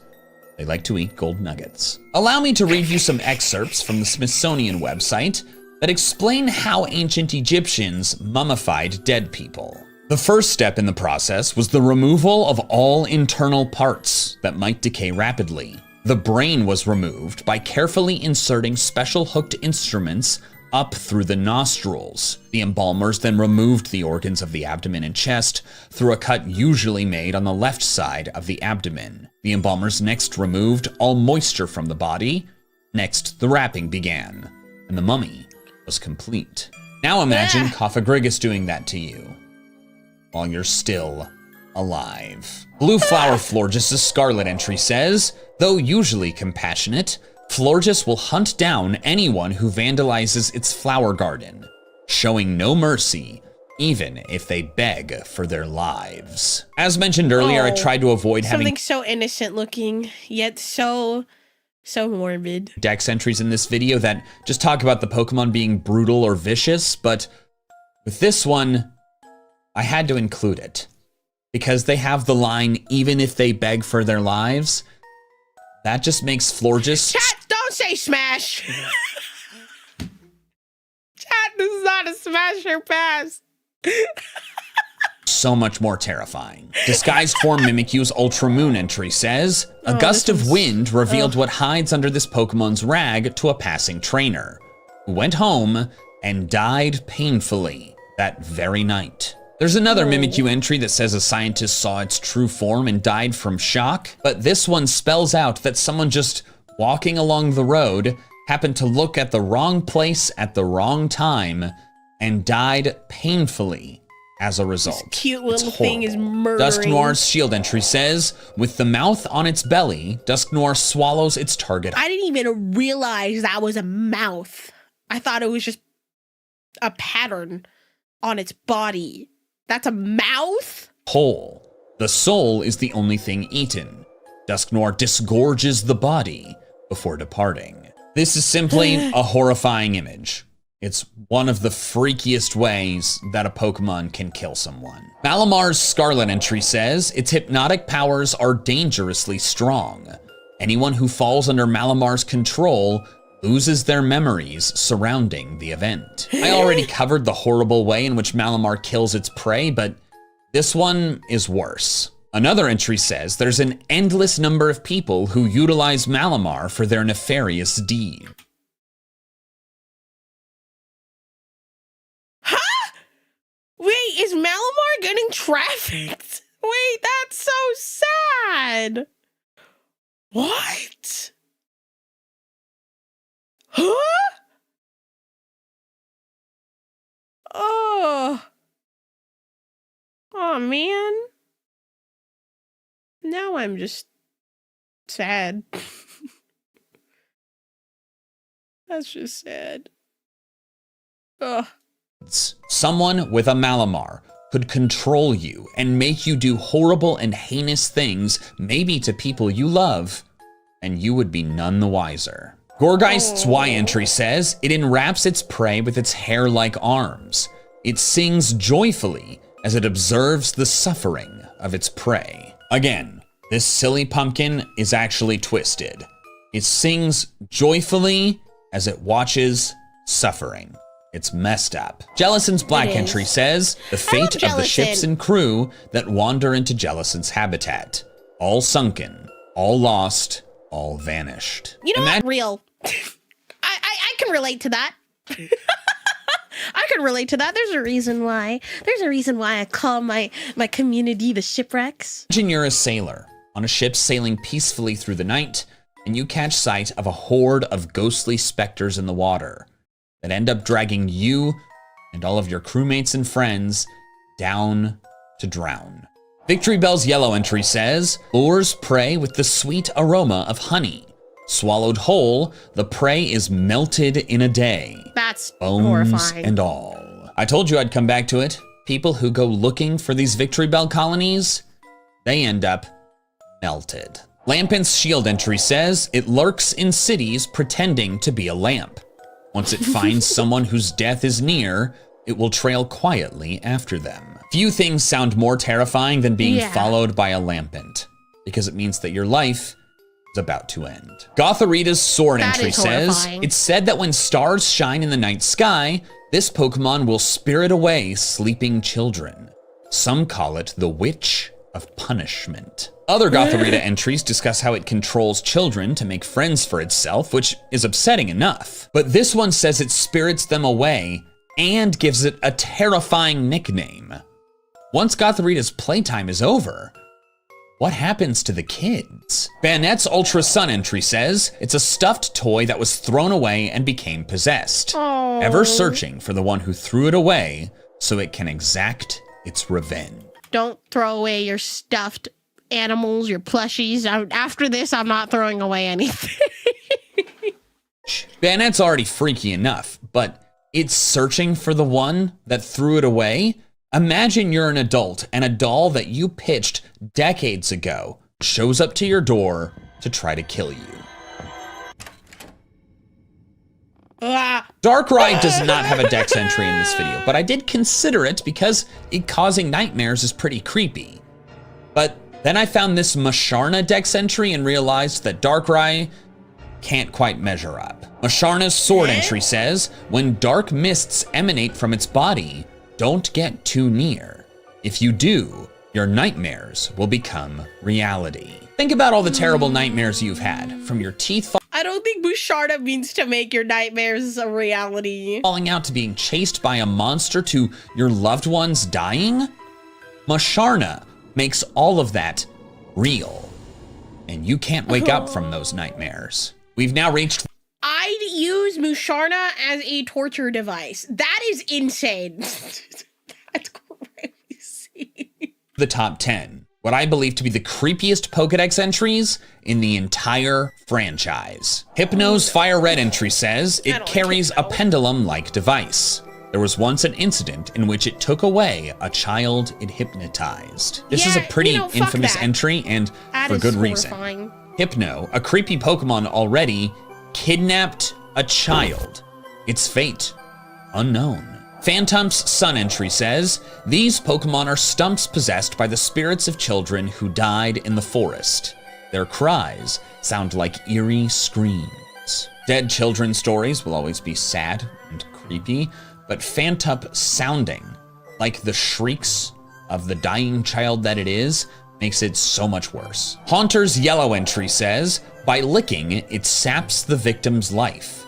It causes shaking that won't stop until the victim's demise. Aww. As mentioned earlier, if you feel you're being watched, Haunter is there, stalking you, planning to, with just one lick, cause you a horrible, convulsing death. Duskull's scarlet entry says, in the dead of night, these Pokemon wander through towns in search of children, whose vital energy is a Duskull's favorite food. Why children? Why? I picture a poor, innocent kid staring into Duskull's single red eye as they slowly die. Frostlass's sun entry says, when it finds humans or Pokemon it likes, it freezes them and takes them to its chilly den, where they become decorations. I will never forget playing Pokemon Sun for the first time, entering Lucamine's sanctum, and being horrified by the No, not the Slowpoke! Not the Slowpoke! frozen Pokemon she keeps there. Frostlass is doing this exact same thing, and it's creepy no matter who does it. Parasec's crystal entry says, when nothing's left to extract from the bug, the mushrooms on its back leave spores on the bug's egg. I had never seen this entry before writing this video, and it honestly freaked me out. Like, of course I know about Parasec's lore and that Paras exists, it already has the mushrooms on it, but the way this presents it, the mushroom will never let them escape, even the next generation. It dooms the babies, and it's just really unsettling that this species is trapped forever. This next entry is the other Drifloon one, and I had never encountered it before writing this video, and maybe it's recency bias, but I think this one is far more disturbing than any other Drifloon entry. Drifloon's moon entry says, if for some reason its body bursts, its soul spills out with a screaming sound. I don't know what else, I don't know what to add here. It's just, ugh. Glalie Sapphire entry says, Glalie has the ability to freely control ice. For example, it can instantly freeze its foe solid. After immobilizing its foe in ice, this Pokemon enjoys eating it in leisurely fashion. Glalie victims are frozen, but not explicitly I'm just killed. noticing a pattern. They're just That all means hungry. they could still be conscious while they're being eaten leisurely, forced to suffer for who knows how long. Gengar's sun entry says, should you feel yourself attacked by a sudden chill, it is evidence of an approaching Gengar. There is no escaping it. Give up. Remember how I said that dex entries that talk directly to the reader are pretty unnerving? Thank you so much for the membership. It doesn't get Welcome to freakier Shipwrecks. than this. Thank you, The Pokedex is straight up telling people to give up and die. Just give up. It is hard to imagine a Pokedex entry that's creepier than that. That is horrifying. But there is one. Litwick's There's one? shield entry says, the younger the life this Pokemon absorbs, the brighter and eerier the flame on its head burns. All the dex entries where Pokemon kill kids are disturbing, but none explicitly say that the younger the child is, the more the Pokemon likes it. Litwick. That actually kind of makes me sick. I'm feeling a little ill. Oh, that is pretty bad. That's actually really bad. That's bad. That's horrible. Is the creepiest Pokemon out there, and to be honest, most f***ed up. Thanks so much for watching. If you enjoyed this video, check out my video about all the crazy dex entries they added in Pokemon Scarlet and Violet. Some of them are creepy, like in this video, but others are weird, interesting, or just kind of funny.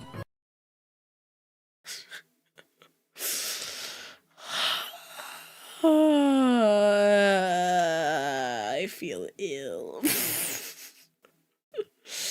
Oh, that one didn't feel. That last one actually kind of messed me up. Maybe Team Rocket was the good guys all along. You know, maybe you're right. Maybe they were the good guys this whole time. Oh, Jesus Christ. That one's pretty bad. Oh, God. Okay, I need to pee, chat. I really need to pee. I drank a little too much Gamer Supps, which is good. But I now need to piss, so, Okay. You know, we'll do the ferret walk again. I will be right back. I'm gonna pee. Please don't leave.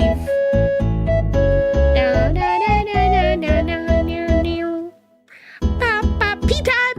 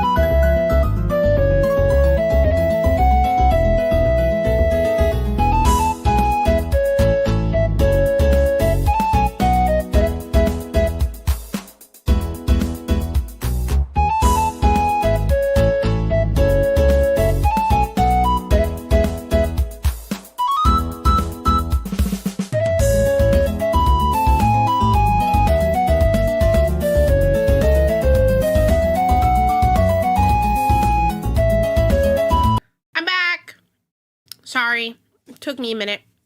By a minute, I mean a few minutes. I went to go get a piece of string cheese, and I ate the string cheese. I just wanted my string cheese, okay? I just wanted a piece of string cheese. Thank you, guys. Thank you. Listen, man. String cheese, it just hits. It just hits.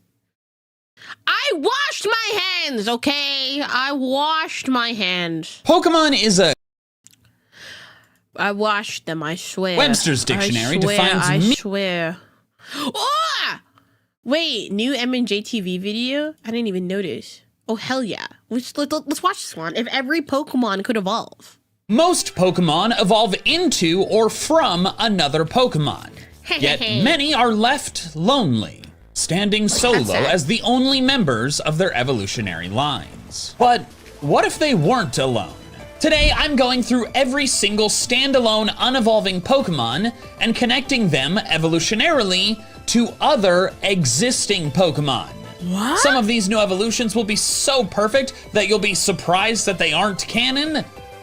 But a lot more are gonna be stretches. It's kind of like how Love Disc, I feel like, should have evolved into, what is that one fish? Alamula.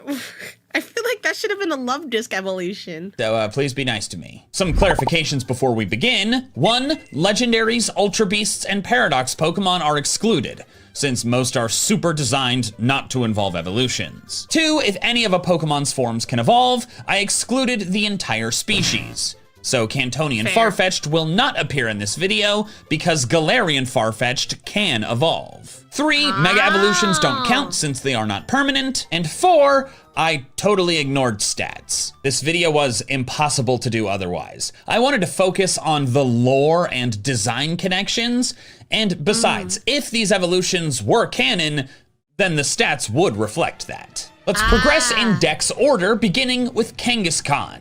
There is a well-known fan theory that Cubone is a baby Kangaskhan that lost its mother. And while I don't think that's canon, it is interesting enough for me to say that Kangaskhan would evolve from Cubone.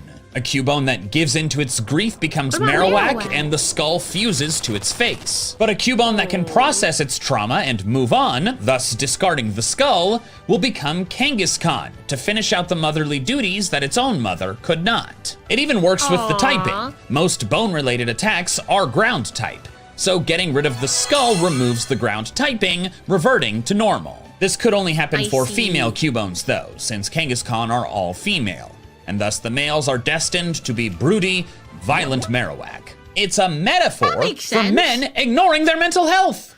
Don't be Marowak, guys. Go to therapy. Marowak. Next is Pinsir, and this entry is the first of several. I go to therapy. Where there is an ideal answer that I cannot choose. To me, the obvious answer is that Pinsir and Heracross would share a baby form, akin to Hitmonlee and Hitmonchan later gaining Tyrogue. These bugs are not as connected as the Hitmons, but they're definitely counterparts. Pinsir and Scyther were counterparts in Gen 1, but then Scyther got Scizor and moved on. Both Pinsir and Heracross are based on horned beetles and are a version-exclusive pair a few times. They even have the same base stat. We drive beside therapy. No, chat. No, you don't. No, you don't. No, you don't. Total, which is not important for deciding evolutions in this video, but it is relevant to them being counterparts. The problem I have is that while I think a connecting baby is by far the most logical answer, that baby doesn't exist. And I said I'm connecting to existing Pokemon. This is gonna happen a few more times, so while I'll tell you when I think a connecting baby makes the most sense, I'm gonna give you an answer that only involves real existing Pokemon. So for this case, I say that Pinsir evolves into Heracross. It's an identical situation to Scyther. That makes sense. Gen 2 gives it a new evolution with a new secondary type, but the base stat total stays the same. Again, that doesn't matter. I just wanted to point out that Scyther and Scizor do actually have the same BST. Side note, if I connect an unevolving Pokemon to another unevolving Pokemon later in the dex, like Pinsir and Heracross here, I will not bring up the later dex one later in the video to avoid redundancy. Next is Tauros, and there's another obvious connecting baby to make here. That could have been phrased better. Yeah, Tauros and Miltank evolving from the same baby makes perfect sense. Tauros is all male, Miltank all female, so a calf Pokemon that evolves into one or the other based on the gender is super obvious. No one's driving me to therapy.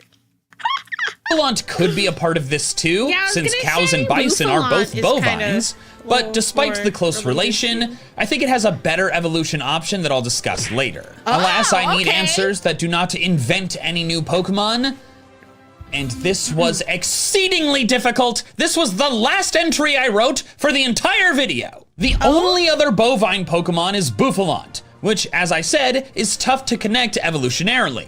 It doesn't make sense for Buffalont to evolve into Miltank and Tauros, or vice versa, because they all have the same power level vibes. I also could not find a single Pokemon to fill the role of a Tauros Miltank baby. Numel kinda worked, but not really because it's a Yeah, I was about to say, I don't think it's a cow, it's like a camel, not a cow, and why would it have the gendered evolution into the normal types, but then still have Camerupt? It just didn't make sense. No, but eventually, I figured out my answers. And they are not good. But they are hear you out. Here. Miltank would be a branch evolution from Chansey. They're both... Yeah, I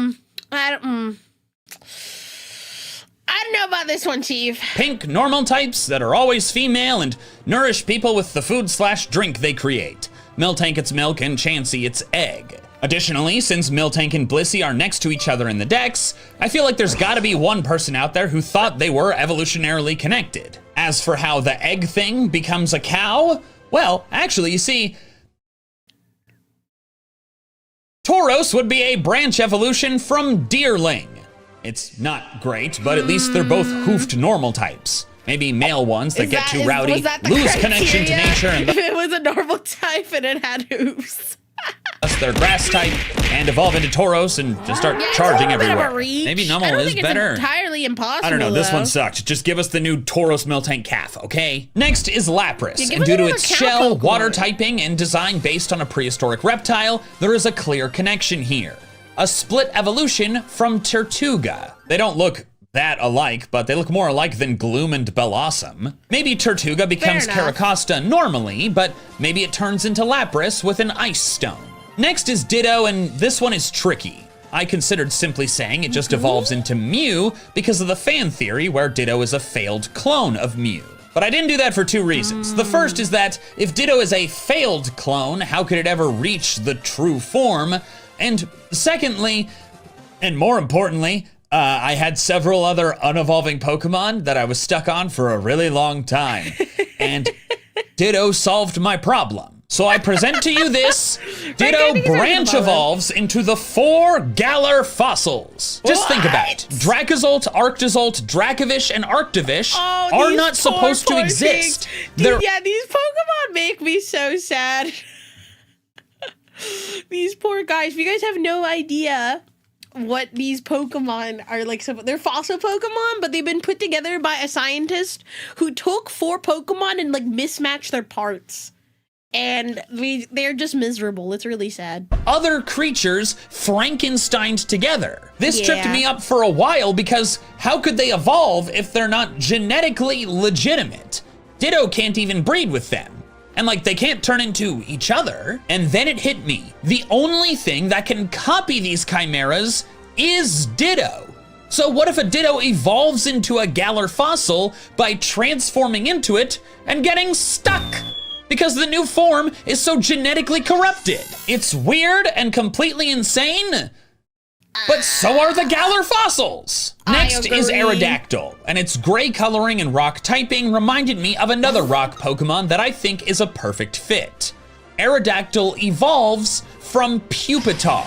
It could be a Wurmple into Silcoon or pay size therapist. Now that is true. I do be using my YouTube money to pay my therapist. Not all my money though. Not all my money. Just my copay. or Cascoon situation. It was like $10. That happens one stage later. So the Larvitar enters the pupa phase, and then it either remains grounded, becoming Tyranitar, or it metamorphizes into a flying form, like a beautiful, violent butterfly. Next is Unknown. And at first I thought this would be impossible. How am I gonna connect letters to anything? But then I noticed something. Unknown's black coloring and white round eyes look a lot like parts of another unevolving Pokemon. One that I realized made perfect sense. Unknown could evolve into Sigilith. Not only are both psychic type, but Sigilith uses its psychic power to fly, which is That's so cool! Is what Unknown is doing. It has levitate, I like this but one. also their lore aligns beautifully. Unknown's literal first dex entry says their shapes look like hieroglyphs on ancient tablets. Hieroglyphs, glyphs, Sigilith. So Unknown represent the ancient writing, but then Sigilith are the guardians of ancient cities.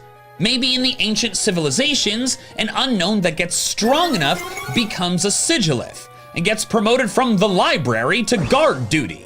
And again, black with circular eyes. I like this one.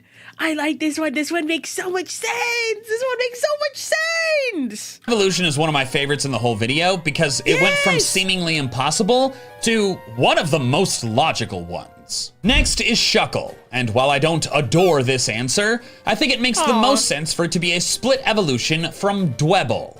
They're both bug rock types living in shells, so maybe a Dwebble that wants to go fully defensive becomes Shuckle. And of course, hermit crabs and endoliths, which is what Shuckle is based on, are not the same creatures.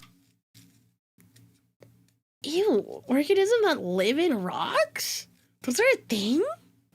Those are a thing? No, don't send me for my therapist. I'm fine. Remoraid turns into Octillery. We can make some leaps here and there. I actually think the Dwebble evolution could branch 3 ways. Crustal like normal, Shuckle for defense, and Cloth if the housing fuses to its body so I think this one I like a little more, like Dwebble into Cloth. completely that it loses its bug typing. Next is Delibird, and I am very proud of this one. Delibird is a Christmas bird that carries things in a fabric-like appendage. He's Santa's Bombardier helper. is a dark-type bird that carries things in a fabric-like appendage. Delibird evolves into Bombardier if it gets on the naughty list. Okay, I wasn't expecting that. Bombardier drops rocks instead of presents. And do you know what happens to be a rock? Coal! Additionally, while it doesn't make as much perfect sense, Delibird could also evolve into Ice Wait, that's actually so funny. Cube. Both are penguin-like and ice type, so maybe a Delibird that doesn't fly enough gets bogged down by the ice on its head. Also, IceQ's Violet entry says, this species rode here on ocean currents from a cold, faraway land. Where? A cold, faraway land, you say? Yeah, Bombardier Could is that just be Krampus. the North Pole? Skarmory is next and could evolve from Fearow.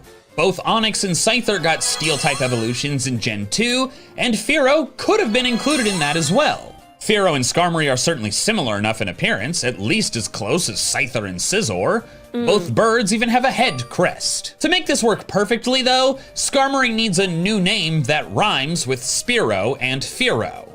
I propose Gearo.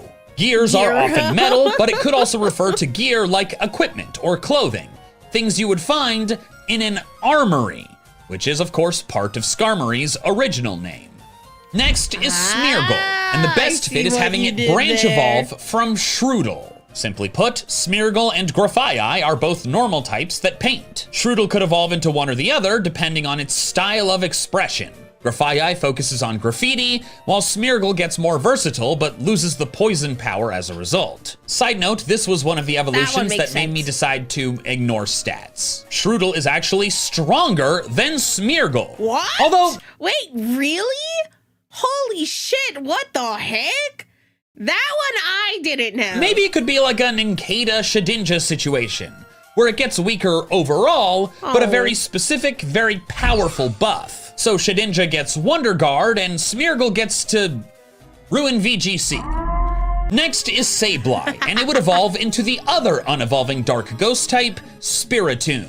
Of course, the typing works great, it is the same, but there are some other connections you can make. Sableye is feared because these Pokemon are thought to steal the spirits of people when their eyes burn with a sinister glow in the darkness. Meanwhile, Spiritomb was bound to a fissure in an odd keystone as punishment for misdeeds 500 years ago. So what if Sableye becomes Spiritomb when punished? You may think this doesn't work because Spiritomb is formed by 108 spirits, but remember, Sableye is stealing spirits. So maybe once it steals 108, that warrants punishment and results in its binding. And unfortunately for those people, their spirits are still part of the former Sableye. And one more fun bonus. Spiritomb is bound to a plain old rock. Sableye loves eating gemstones, fancy rocks, so being stuck to a bland one that it can't even eat due to its incorporeal form would certainly constitute a punishment. Next is Mawile, and this was tough. I wanted to find a humanoid Pokemon with horns for it to evolve from, because Mawile's huge jaws are actually steel horns that have been transformed. Unfortunately, there were surprisingly few humanoid Pokemon with horns, but the one that ended up making the most sense was Kirlia. Kirlia uses the horns on its head to amplify its psychokinetic power. But what if it somehow loses that psychic power? The fairy type remains, and it stays as a generally small humanoid and feminine creature, like Mawile, but it needs a new way to protect itself. I think the color palette, I think, is what's messing me up a little bit. Mutate, grow. But maybe it's not supposed, this is not supposed to be taken that seriously, so maybe I shouldn't be tripping. Large and hardened to steel, allowing it to defend itself even without psychic power. It keeps its red eyes though, which is a nice touch. Aha! It is I, Grunty Boy. Whew. Hey man, why are you breathing so hard? I just got done with a run. Nice. But why run when you can basically teleport, like you do every time you enter this room? Teleporting does nothing for my cholesterol levels. But anyways, I wanted to thank you for recommending the bone conduction headphones to me from the sponsor of this video, Raycon. The bone conduction headphones use off-ear audio by sending vibrations through your bones, giving you clear sound without blocking out the world around you. That's really important for safety on my runs, so I can stay aware of my surroundings. Makes sense, don't want to get hit by traffic. I was actually more worried about getting stabbed. Being a criminal does make some enemies. But don't worry about me, I'm very fast. I can run a 20-minute mile. That's not fast at all. That's not fast. You're not fast at all. Anyways, I love them too. Plus they have 13 hours of battery life, a fit that won't slip, and they're IP68 waterproof, so no need to worry about sweat or rain. And they of course come with Raycon's 30-day happiness guarantee. If you want premium performance without the premium price tag, scan the QR code on screen, click the link in the description below, or go to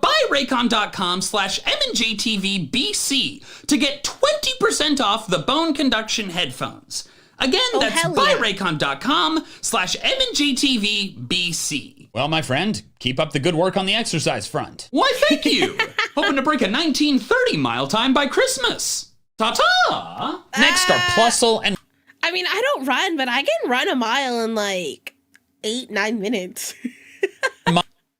Minun. And here I'm just going to cover all the other unevolving electric rodents as well. Pachirisu, Emolga, Dedenne, Togedemaru, and Morpeko. These took a long time to decide because I was just so lost. Like, do they evolve into each other? But which ones are the strong ones? And also there's more than 3? Like, how do I handle this? I did eventually land on something stupid, but somewhat logical. They all evolve from Pichu. Wait, let's go Eevee and let's go Pikachu. I think but we all saw that isn't one coming. the lowest form. We could just allow Pichu to evolve into a bunch of different Pokemon, just like Eevee. Like the generational Pikachu, the generational Pikachu copies. 8-9 minutes is good, dude. I had like a gym teacher in high school who was like, in 9 minutes is horrible. You had to make it in like 7, and if you didn't make it in 7, you failed for the day. So I remember in high school I hauled ass, but it still wasn't good enough. But way worse, because they're all electric type still. Look, I don't think all the evolutions in this video should happen. I'm just trying to find the most logical fit. And they are called Pika clones. So evolving from Pichu, like it's not that crazy. Volbeat and Illumise are next, and they're another clear candidate for a connecting baby. Actually, no, that's not what makes the most sense. What makes the most sense is them being the same Pokemon. Like Nidoran male and Nidoran female, Volbeat and Illumise were introduced before gender differences. Ladybug? If they'd been added later, they'd be one Pokemon. It doesn't even matter that their stat spreads are different. That's true for male and female Basculegion. But since I can't fuse them, I propose they evolve from Joltik. Volbeat and Illumise could have been bug electric due to their light-emitting hiney's, so having a split evolution from a bug electric type makes sense to me. Galvantula builds electrified webs, while the Firefly Pokemon build relationships. Torkoal would simply evolve into Turtonator.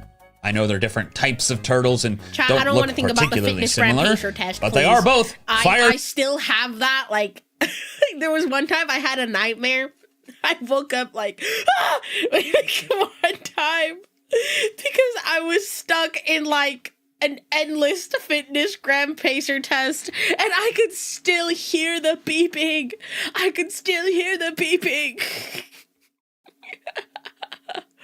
Turtles. Your gym teacher has standards too high. I agree.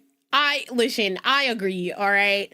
Listen, I wasn't the most, like, active person in high school. So, me and, like, maybe 60% of the class would fail for the day on those days. You know what I did? Oh, my goodness. This is way off topic, but we're going to talk about this.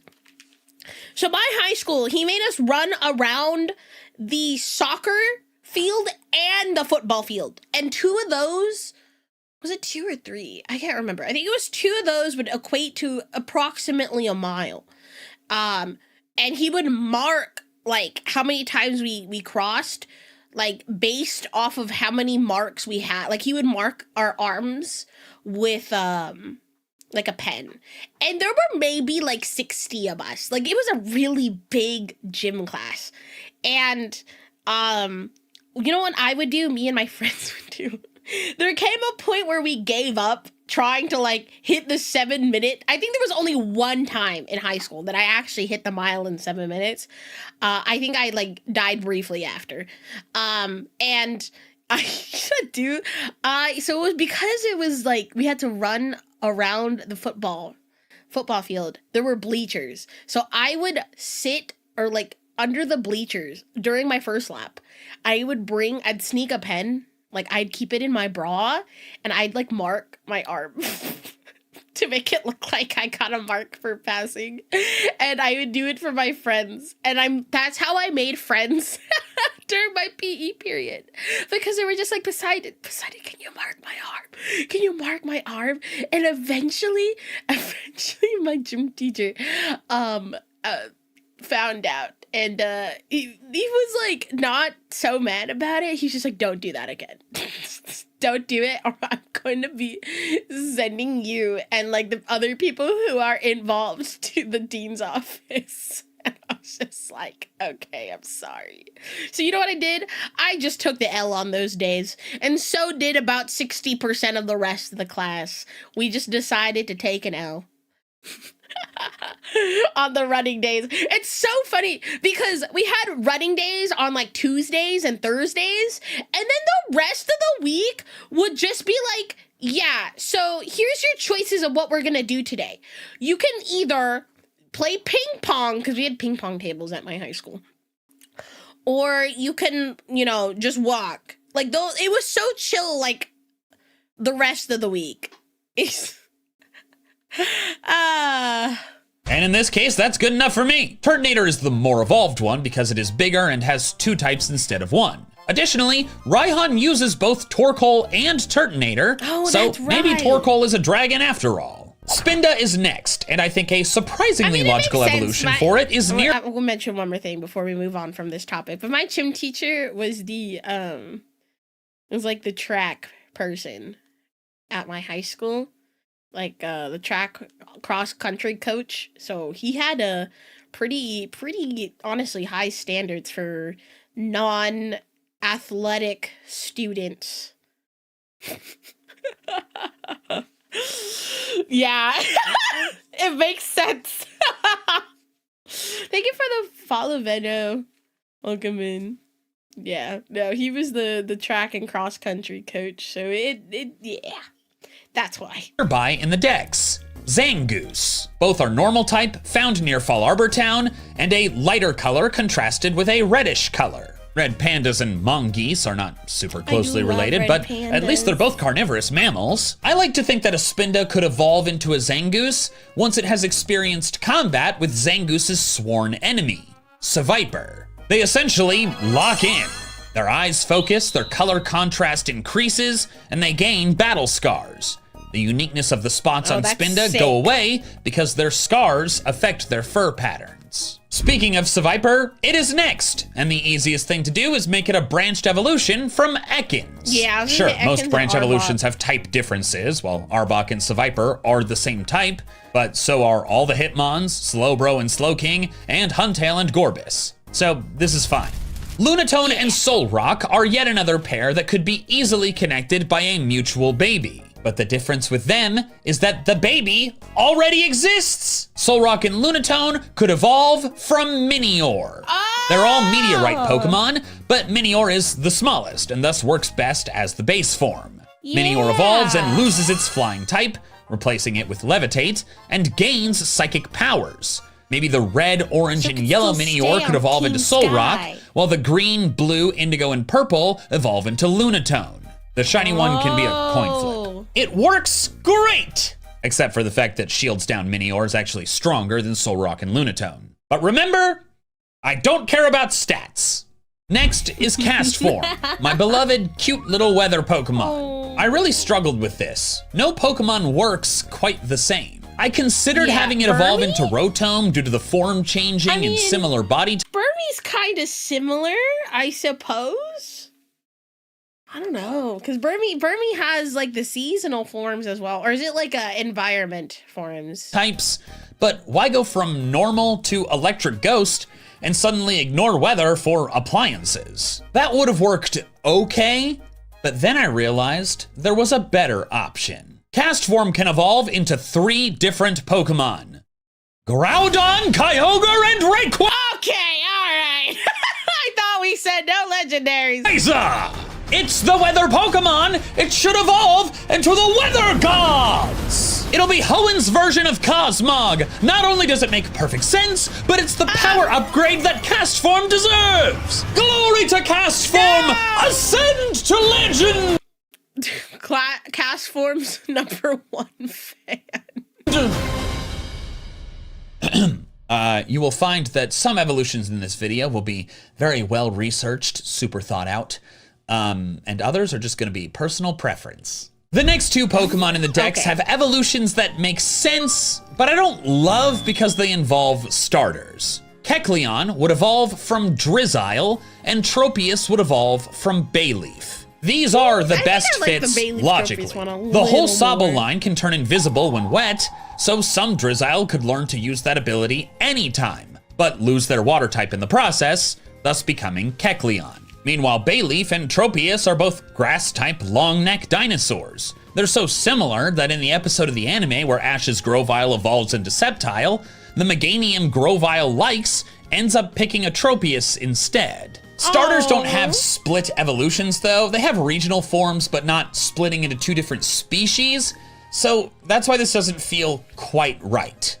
However, if Drizzile and Bayleaf were not starters, this is a slam dunk.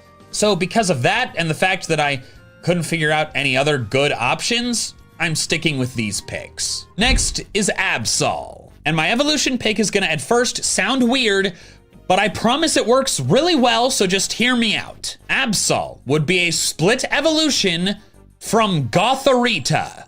Hear me out! What? I said hear me out! Absol has the ability to foretell the coming of natural disasters. It sharply senses even subtle changes in the sky and the land to predict natural disasters. It appears from deep in the mountains to warn people about upcoming disasters it has sensed with its horn. In short, Absol sees the future, at least part of it, by reading environmental signs, and then tries to warn people and save them from the disasters that it has predicted.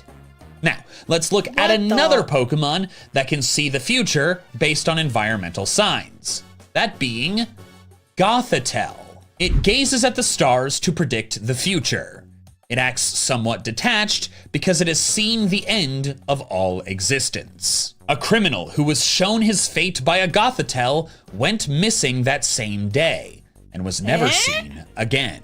Gothitelle unleashes psychic energy and shows opponents dreams of the universe's end. So Gothorita gains some kind of future sight upon evolution, but it could have two paths. It could use that power to save people, or that power makes it detached and even cruel. Gothitelle is the latter path, but Absol is the former.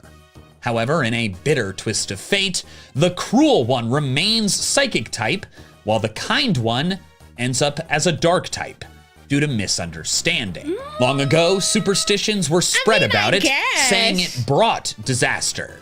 This fed a hatred of it, and it was driven deep into the mountains. The lore for this evolution works, but the appearance is trickier. Sure, both Gothorita and Absol are black and white, but how does a humanoid Pokemon turn into a cat? Well, it turns out that Absol might be more human than you think. According to Bulbapedia, Absol is based on the Baizhi. Sorry if I mispronounced that. A Chinese mythological creature that is sometimes shown to have a human head. Additionally, Absol's humanized face and feline appearance may also be an homage to the Sphinx. Its ruff resembling long human hair and a male lion's mane, and the white fur on the top of its head, loosely resembling the headpiece of an Egyptian sphinx, also suggest this. It also resembles a Lamassu, an Assyrian creature with a human's head, wings, and sometimes with the body of a lion. Baizhi, Sphinx, and Lamassu, all mythical creatures that, at least sometimes, have feline bodies and human heads. So humanoid Gothorita transforms into Sphinx Absol for better mobility to thus do a better job of warning people. I know it might have initially seemed confusing and random, but I gotta say, I'm pretty proud of coming up with this evolution. Yeah, it's another one of my favorites from this video. Next is Relicanth, which is famous for not evolving over the course of millions of years. However, over a decade ago, my God, I made a YouTube video covering a He was so baby back then. Pokemon theory originally created by Reddit user Cyberus, suggesting that some Relicanth Darwinian he was so baby back then. evolved, as in slowly over millennia, into Basculin. The two fish Pokemon do actually have quite a lot in common, and I thought the theory was fun. As a nod to that theory, I think it could go in reverse. Basculin could evolve into Relicanth by going through its own kind of primal reversion. I feel like this direction works better for a regular evolution, since Basculin would be gaining a type, not losing it. However, there's another excellent Basculin evolution candidate that needs an evolution in this video. That Pokemon is Veluza. Like Basculin, Veluza is a vicious predatory fish, and it has the ability Mold Breaker. Oh my God, the hidden ability for all the Basculin. Veluza is in like Scarlet and Violet. Is that the game I'm remembering? I think it's Scarlet and Violet that they're like super aggressive. Forms. This works out really nicely. Red Stripe Basculin can become either Relicanth or Veluza, while Blue Stripe becomes the other. As for which one becomes which, I think both work for both. Relicanth has a red dot on its side, but it shares the Rockhead ability with Blue Stripe. Veluza's fins are a mix of red and blue, some kind of purplish pinkish, but I think they're a bit closer to red. However, it tastes more like Blue Stripe Basculin. Yes, you heard me correctly. Taste? This is now a culinary discussion. Blue Stripe Basculin. I was like, did I hear that right? Taste? Like tasting? What? Basculin used to be a common food source. They apparently have an inoffensive, light flavor. When Veluza discards unnecessary flesh, its mind becomes honed and its psychic power increases. The spare flesh has a mild but delicious flavor. Inoffensive and light is just like saying mild. But compare that to red striped basculin's flavor. In the past, it often appeared on the dinner table. The meat of red striped basculin is on the fatty side, and it's more popular with the youth. Since blue stripes taste more like Veluza, that indicates more similarities on a cellular level. Therefore, white basculin becomes basculegion, red basculin becomes relicanth, and blue basculin becomes Veluza. Next is Love Disc, the inspiration for this video, because calling it Ala Mola Mola, Ala Momola. As it is quite weird that it does not evolve into Aloma Mola. What? I'm hurt. Pink heart-shaped fish. And while Love Disc is focused on love and Aloma Mola healing, that's kind of the same thing. It's like a compassion thing. However, I also think that Love Disc could have a branched evolution into Aloma Mola and Bruxish. It doesn't work as nicely, but it is a pink fish. Maybe it becomes Aloma Mola if it's surrounded by true love. Bruxish is... And Bruxish if surrounded by shallow vanity. Chatot is next, and I immediately noticed that it and Squawkabilly have a lot in common. Not only are I knew it. they normal flying, noisy parrots, but all 4 of Squawkabilly's colorations appear somewhere on Chatot's body. Now, it doesn't work with the stats quite right, but we're ignoring those. So I think Squawkabilly should evolve into Chatot, because Chatot's design feels more evolved to me. By having all 4 colors, Chatot is maintaining a former piece of itself, regardless of its starting form. I do like but Chatot I'm a not lot. done. Its design is Squawkabilly so has 4 forms. And you know what other unevolving bird has 4 forms? Oricorio! Oricorio! A Squawkabilly that commits to being noisy. Man, I love when they do like different versions of birds. I love that. The Oricorio ones are my favorite. Chattering becomes Chatot. Question of the day. What is your favorite Oricorio form? I really like the purple one. I can't remember the exact name, but I like the purple Oricorio. But one that discovers the quieter and more tasteful art of dance becomes Oricorio, depending on its color. Yellow becomes Pom-Pom and blue becomes Sensu, and then the other ones don't work quite as nicely. But I'll say that white becomes Pau because of the off-white dress, and green becomes Baile because that's all that's left. Now, Squawkabilly cannot change its form while Oricorio can, but we're not gonna worry about that and explain it away with the freedom of dance. Carnivine could be an alternate evolution for Weepinbell, since they're both carnivorous plants. It doesn't look much like Weepinbell and loses the poison type, which makes it perfect, since those things are all plants are unpredictable. Also true for the Gloom into Bellossom evolution. Before we continue, if you've watched this far into the video, you probably enjoy what I do here. So please take a moment to consider subscribing or checking to see if you're subscribed. Getting close to 2.5 million, and that's pretty exciting. Hell yeah. Thank you. I hit my mic, damn it! Next we have Rotom, and a Pokemon the fandom has connected to it many times is Shuppet. They're both ghost types with a single horn, so some have had the idea that Rotom evolves into Shuppet with a Reaper Cloth. I want the opposite, since not only is Rotom clearly more powerful, but I think it makes for a better story.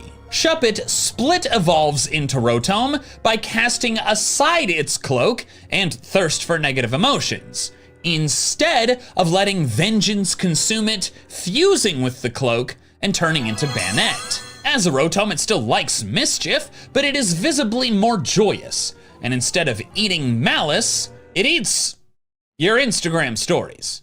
Audino is Unova's Chansey, but an evolutionary relationship between the two would be loose at best. They're normal type and heal, but look nothing alike. However, Audino, as its name suggests, focuses on sound. And I know just the sound-based normal type that it could evolve from. Audino could be a split evolution from Loudred. A Loudred that keeps being loud becomes Exploud, while one that calms down becomes Audino. Sock and Throw are another pair that definitely should be linked by a mutual baby. They're Univa's version of Hitmonchan and Hitmonlee, all male fighting types that are obviously related, and the Hitmons got Tyrogue. But since I can't make up a baby, Sock and Throw will also evolve from Tyrogue. Again, these are basically Hitmons. So like, what's two more? Maybe Tyrogue can evolve into Sock or Throw when given clothing. Oh, Master has given Tyrogi a gi! Maractus is easy. It would be an alternate evolution for Cacnea that's much friendlier than Cacturn. That makes sense. Cryogonal is a unique Pokemon. It's essentially one big floating face of sentient ice. Wait, that's not unique? That's just like Glalie. Snorunt gets a third branched evolution into Cryogonal, where instead of a ghost lady or hard ice, it turns into fragile snow. Stunfisk is a fish that isn't water type that wallows in the mud. This reminded me of another ground type fish, Whiscash, which lives in the bottoms of swamps. I don't think it's a crazy logical leap to have Barboach branch evolve into Stunfisk or Whiscash, depending on whether it wants to be more aggressive or lay itself as a trap. Druddigon is a weird Pokemon. It has wings but cannot fly. It is a blue pure dragon with stone-like body parts that is not rock type. And then I realized something. That all reminds me of Bagon. Druddigon could be an alternate evolution for Bagon, specifically those that do not have the patience to go through the cocoon-like Shelgon phase. The Bagon powers up sooner, but its wings never fully grow, and thus Druddigon cannot fly. As it sees the Salamence that were patient enough, it grows jealous of their flying abilities, and the rocky part of Bagon's head expands and turns red with rage, creating Druddigon's spiky head. It could serve as a lesson in patience and hard work. Next is Bouffalant, and while its bovine nature connects to Tauros and Miltank, as I said earlier, they all feel equal in evolution stage, so I couldn't make the connection work. But what does work surprisingly well is having Bouffalant evolve from Dubwool. While a sheep is not a bison, both are in the family Bovidae, distinct from Bovinae, which is a subfamily and thus more specific. Dubwool and Bouffalant also share the normal type, long horns, and round fluffy hair that absorbs impact. I think Bouffalant makes more sense as the final form, since Dubwool is smaller. Although, interestingly, they have the same BST.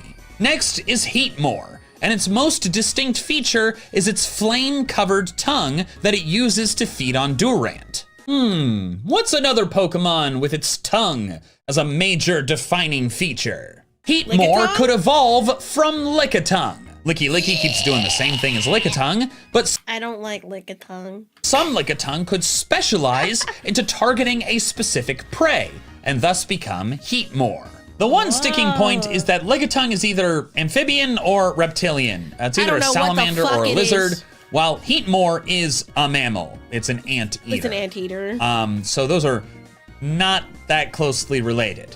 No. However, allow me to remind you, Remoraid and Octillery, Remora and Octopus. What? Yeah, you know, I've always wondered, like, why it ever evolved from that. Wildly unrelated animals. They're not even in the same phylum. No. Whereas reptiles and mammals are both in the phylum Chordata. Okay? So, like, this is fine. Next is Heatmore's prey, Durant. And speaking of related animals, do you know what other insects are actually very closely related to ants? The order, which is a pretty specific categorization level, Hymenoptera, includes ants alongside bees and wasps. Additionally, all insects in that order have a worm-like larval stage and an inactive pupal stage before they reach adulthood. Larva, pupa, adult. Sounds just like Weedle, Kakuna, and Beedrill. Durant would be a branched evolution from Kakuna. It just burrows instead of stinging. Furfrou is a hairy dog, which reminded me of Stoutland. Thus, it could be a branched evolution from Herdier. Vain Herdier become Furfrou, while those that don't care to get regular trims become Stoutland. Next is Hawlucha, the first fighting flying type, and the haw in its name means that it is partially based on hawks, which are birds of prey, also known as raptors, like Staraptor. Hawlucha could be a branched evolution from Staravia. The Starly line is already one that's keen on combat. They maintain huge flocks, although fierce scuffles break out between various flocks. It has a savage nature. It will courageously challenge foes that are much larger. That last line sounds just like Hawlucha. Although its body is small, its proficient fighting skills enable it to keep up with big bruisers like Machamp and Hariyama. The Starly line combat focus is also demonstrated by Staraptor learning close combat upon evolution. It's easily within the realm of possibility that some Staravia would opt for less flight, more fight. Additionally, both Staraptor and Hawlucha are vain. Staraptor fusses over the shape of its comb, while Hawlucha always strikes a pose before going for its finishing move. It's also worthy of note that Staraptor's hair is red, a major color on Hawlucha. Carbink is easy. Some could evolve into Diancie. Oh my god, it's Kosakibisu. Diancie is literally a sudden transformation of Carbink. That's what an evolution is. I actually think it would have been really interesting and totally realistic if instead of distributing Diancie as the mythical event Pokemon, they distributed an item that you could then use to evolve one of your Carbink.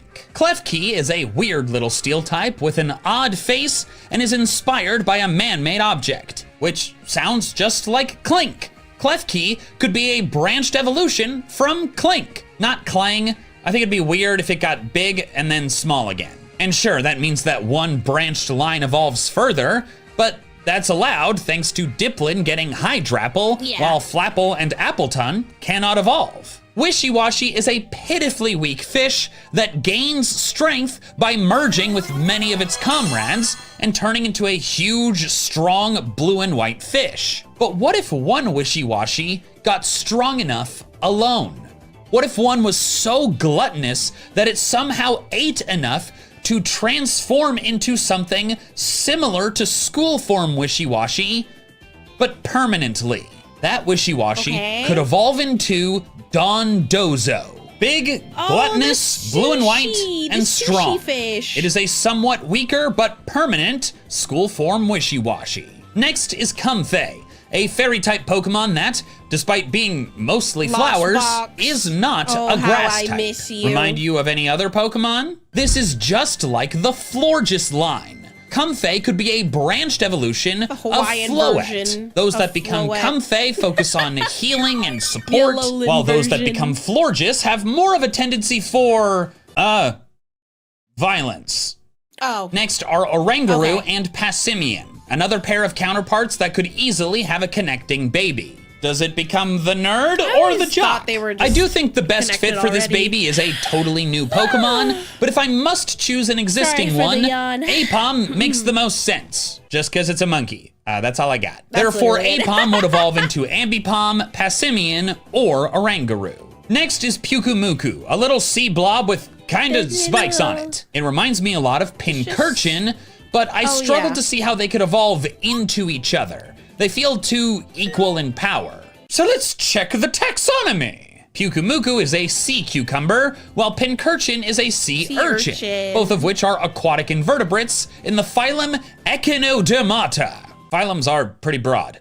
But let's just keep going because I don't know what else to do. Echinoderms include starfish, brittle stars, sea urchins, sand dollars, and sea cucumbers. Sea urchins are very yummy. Starfish, you say? Close enough. Sea urchins taste like if the ocean had butter. Like ocean butter. It's so good. Pyukumuku and Pincurchin become branched evolutions of Staryu. It kinda works.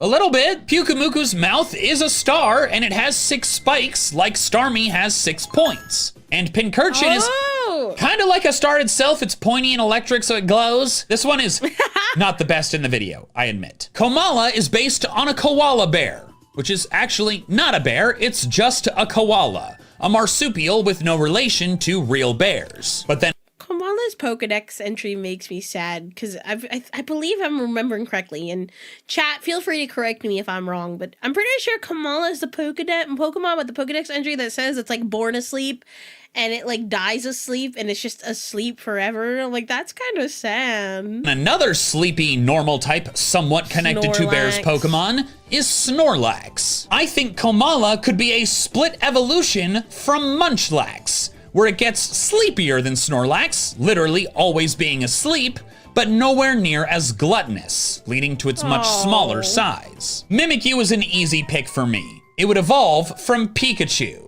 Mimikyu's whole thing is that it's horrifying, but that it wants to be loved and adored like Pikachu. But what if it wants to look like Pikachu, not because it's the series mascot, but because it used to be a Pikachu? But then something happened that disfigured it, forcing it to cover itself up and try to look cute again. Drampa is covered in white fluffy fur or feathers, hard to tell which, that remind me of Mega Dragonite's wings. Since those are supposed to be a nod to Dragonair's head wings, it seemed like a logical connection to have Drampa be a split evolution from Dragonair, where the head wings expand to cover many other parts of its body. Drampa doesn't really look like Dragonair, but to be fair, neither does Dragonite. Dhelmise is a big anchor Pokemon, but it's not actually the anchor itself, as evidenced by the fact it is not Steel type. After a piece of seaweed merged with debris from a sunken ship, it was reborn as this ghost Pokemon. Clearly, the best pre-evolution for Dhelmise would be that seaweed. There is no seaweed Pokemon specifically, but there is one that's quite close. Dhelmise would be a branched evolution from Tangela, because the whole body is swathed with wide vines that are similar to seaweed. A Tangela that stays on land becomes Tangrowth. One that is lost at sea tangles around some detritus and becomes Dhelmise. Cramorant is a water-flying aquatic bird Pokemon, so the easy pick is to make it an alternate evolution for Wingull or Ducklet. But I like Ducklet more. Ducklet could become beautiful, graceful Swanna, or it could continue being a goof. Next is Phalanx, which I at first thought would be tricky, but then I realized there's an incredibly obvious answer. Phalanx evolves from Execute. They're both exactly 6 little round guys, so an Execute can evolve into Phalanx when it grows tired of being brittle and broken, so it learns the art of war. Next is Stonjourner, based on Stonehenge, and it has some interesting behaviors. It stands in grasslands, watching the sun's descent from zenith to horizon. Once a year on a specific date and at a specific time, they gather out of nowhere and form up in a circle. These dex entries seem to be a nod to the possibility of Stonehenge's use as a solar calendar and general relationship to astronomy. While it's not quite the same, this did remind me of another rock-type Pokemon inspired by ancient measurement devices. That Pokemon is Nosepass. Its magnetic nose consistently faces north. Travelers check Nosepass to get their bearings. So Stonehenge could have been used to tell time with the sky, while compasses use the Earth's magnetic field to tell direction. They're not the same thing, but they are similar vibes. Additionally, both Stonjourner and Nosepass move very little. I already mentioned Stonjourner watching the sun, while Nosepass moves less than an inch per year. Thus, I think Stonjourner could be a branched evolution from Nosepass. Next is Indeedee. In addition to butlers and maids, Bulbapedia claims this Pokemon is based on Lares, the household deities in ancient Roman religion, said to protect the house in exchange for worship and gratitude. However, like how I give you guys entertainment in exchange for worship and gratitude. I personally feel that they're more inspired by something that Lares reference. Lares are commonly depicted in pairs and holding Raita, horn-like containers that often depict satyrs, half-goat creatures from Greek mythology. To me, both male and female Indeedee are satyrs themselves due to their goat-like horns. Thus, it makes sense to me that Indeedee becomes We're 16 subs away from fulfilling the Twitch side of the goals. Thank you. branched evolution from Skiddo. The grass to normal psychic type is kind of a clunky transition, but hey, they're goats, which is pretty goated. That's just so dumb.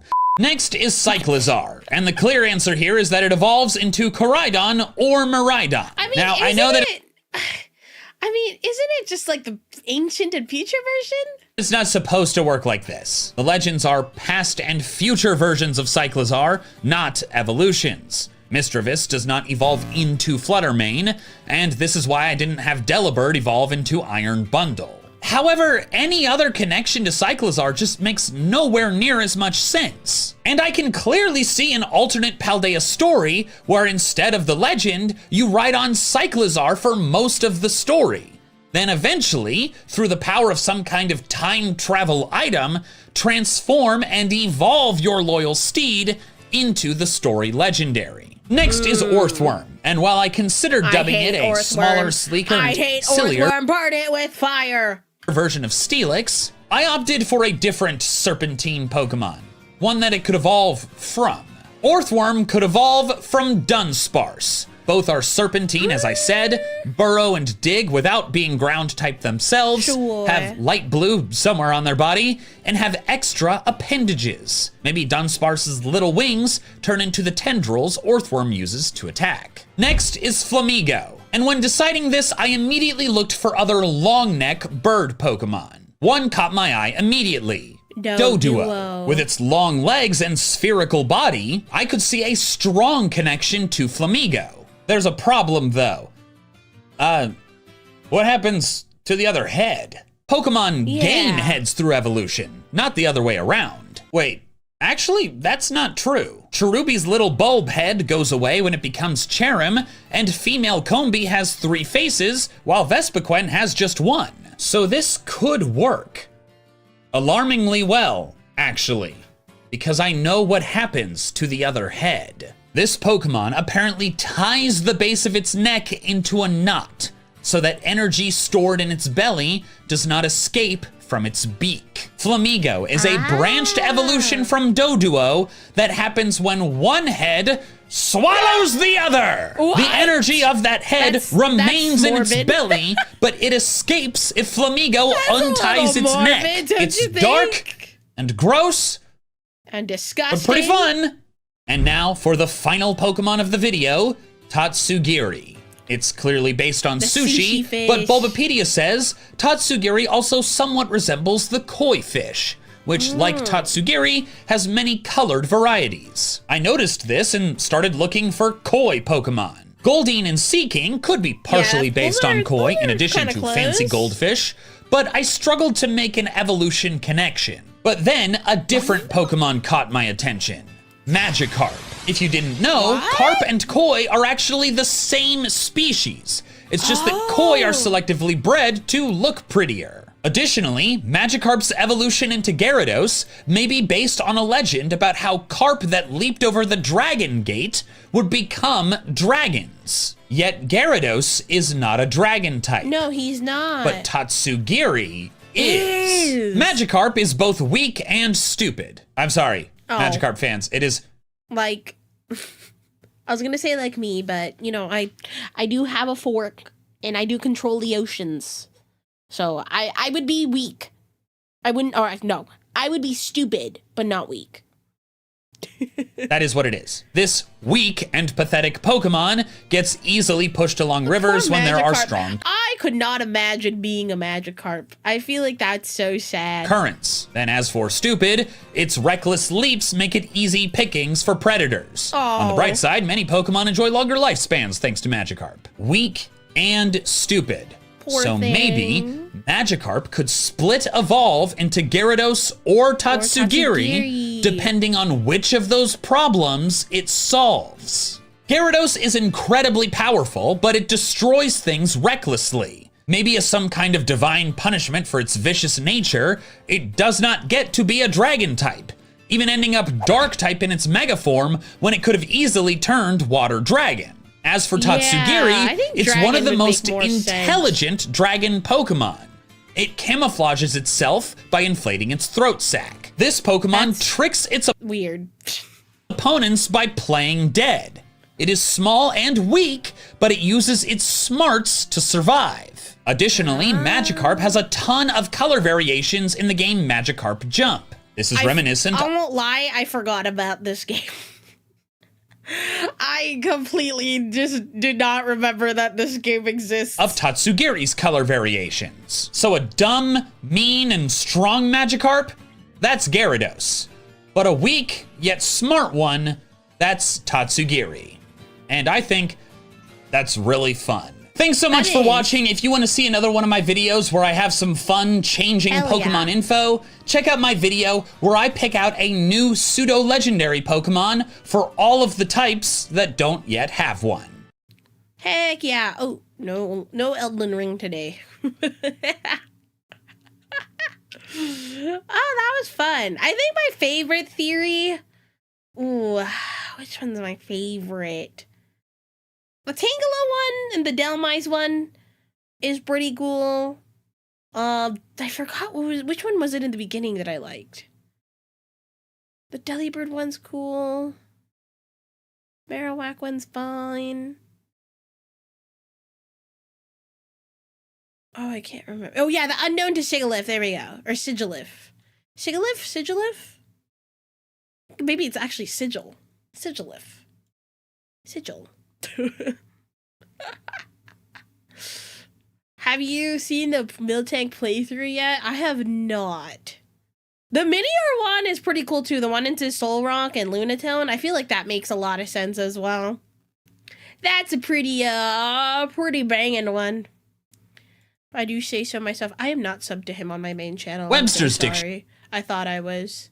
I'm now subbed. I'm a fake fan. I'm fake. All right, let's see if we can find like a shorter one we can watch. I don't know if we can keep watching the 50-minute ones. Every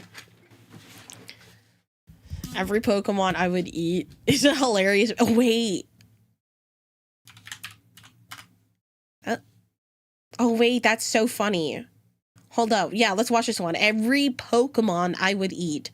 Well, I would eat, as much as I love Pinkerton, I'd eat Pinkerton. I'd probably eat most of the seafood Pokemon because I do love seafood. I do like me some lamb, so I might throw like a double in there, you know. That's a sheep. But, I mean, hey man, I have a hard time believing that the people in the Pokemon universe are all like vegetarians or like they just don't eat Pokemon. I have a really hard time believing that. Greetings, Poke fans! Michael here, and this video is gonna get playfully morally gray. People in the Pokemon world eat Pokemon. It's a fact. Like Slowpoke It's a bit tails. odd considering all the talk about the friendships and partnerships they form, but it's not the most outlandish thing canonical. I'd eat Kingler like king crab. Wait, that's so smart. To the Pokemon world. And since I like to eat, there are some Pokemon that I would probably like to eat too. Here's every single one of them. First is Slowpoke, immediately demonstrating that this list is going to be not just Pokemon themselves, but also Pokemon parts and products. For Slowpoke, I would eat its tail. I know there was that whole thing in Johto with Team Rocket, you know, bad guys cutting off the Slowpoke tails. Ah, how could they? But the reality is, the tails have been described as pleasant to chew on or flavorful. But then fast forward to Alola, where the dex entries discuss that the tail often breaks off painlessly and is then used for Alolan cooking, specifically a salty stew. That sounds nice. I'd have Slowpoke tail stew on a cold winter's day. Next is Farfetch'd. In the anime, Farfetch'd has a dex entry that states, Farfetch'd makes a delicious meal, especially when cooked with leek. You got the meat and the veggies in one package. I should probably mention that that same dex entry continues, because of this, Farfetch'd is nearly extinct. which is sad, and I would of course never eat an endangered Pokemon, sad. but if they hunted it that much, it's gotta be good. Next up is Chansey and Blissey. Their eggs, specifically. Both have tons of dex entries discussing how the eggs they carry are delicious, packed with nutrients, and do all kinds of nice things for the person, including but not limited to making them happy, bringing good fortune, curing their illnesses, and making someone unfailingly caring and pleasant to everyone. Sign me up for a Chansey or Blissey egg breakfast burrito each morning and I'll be doing great.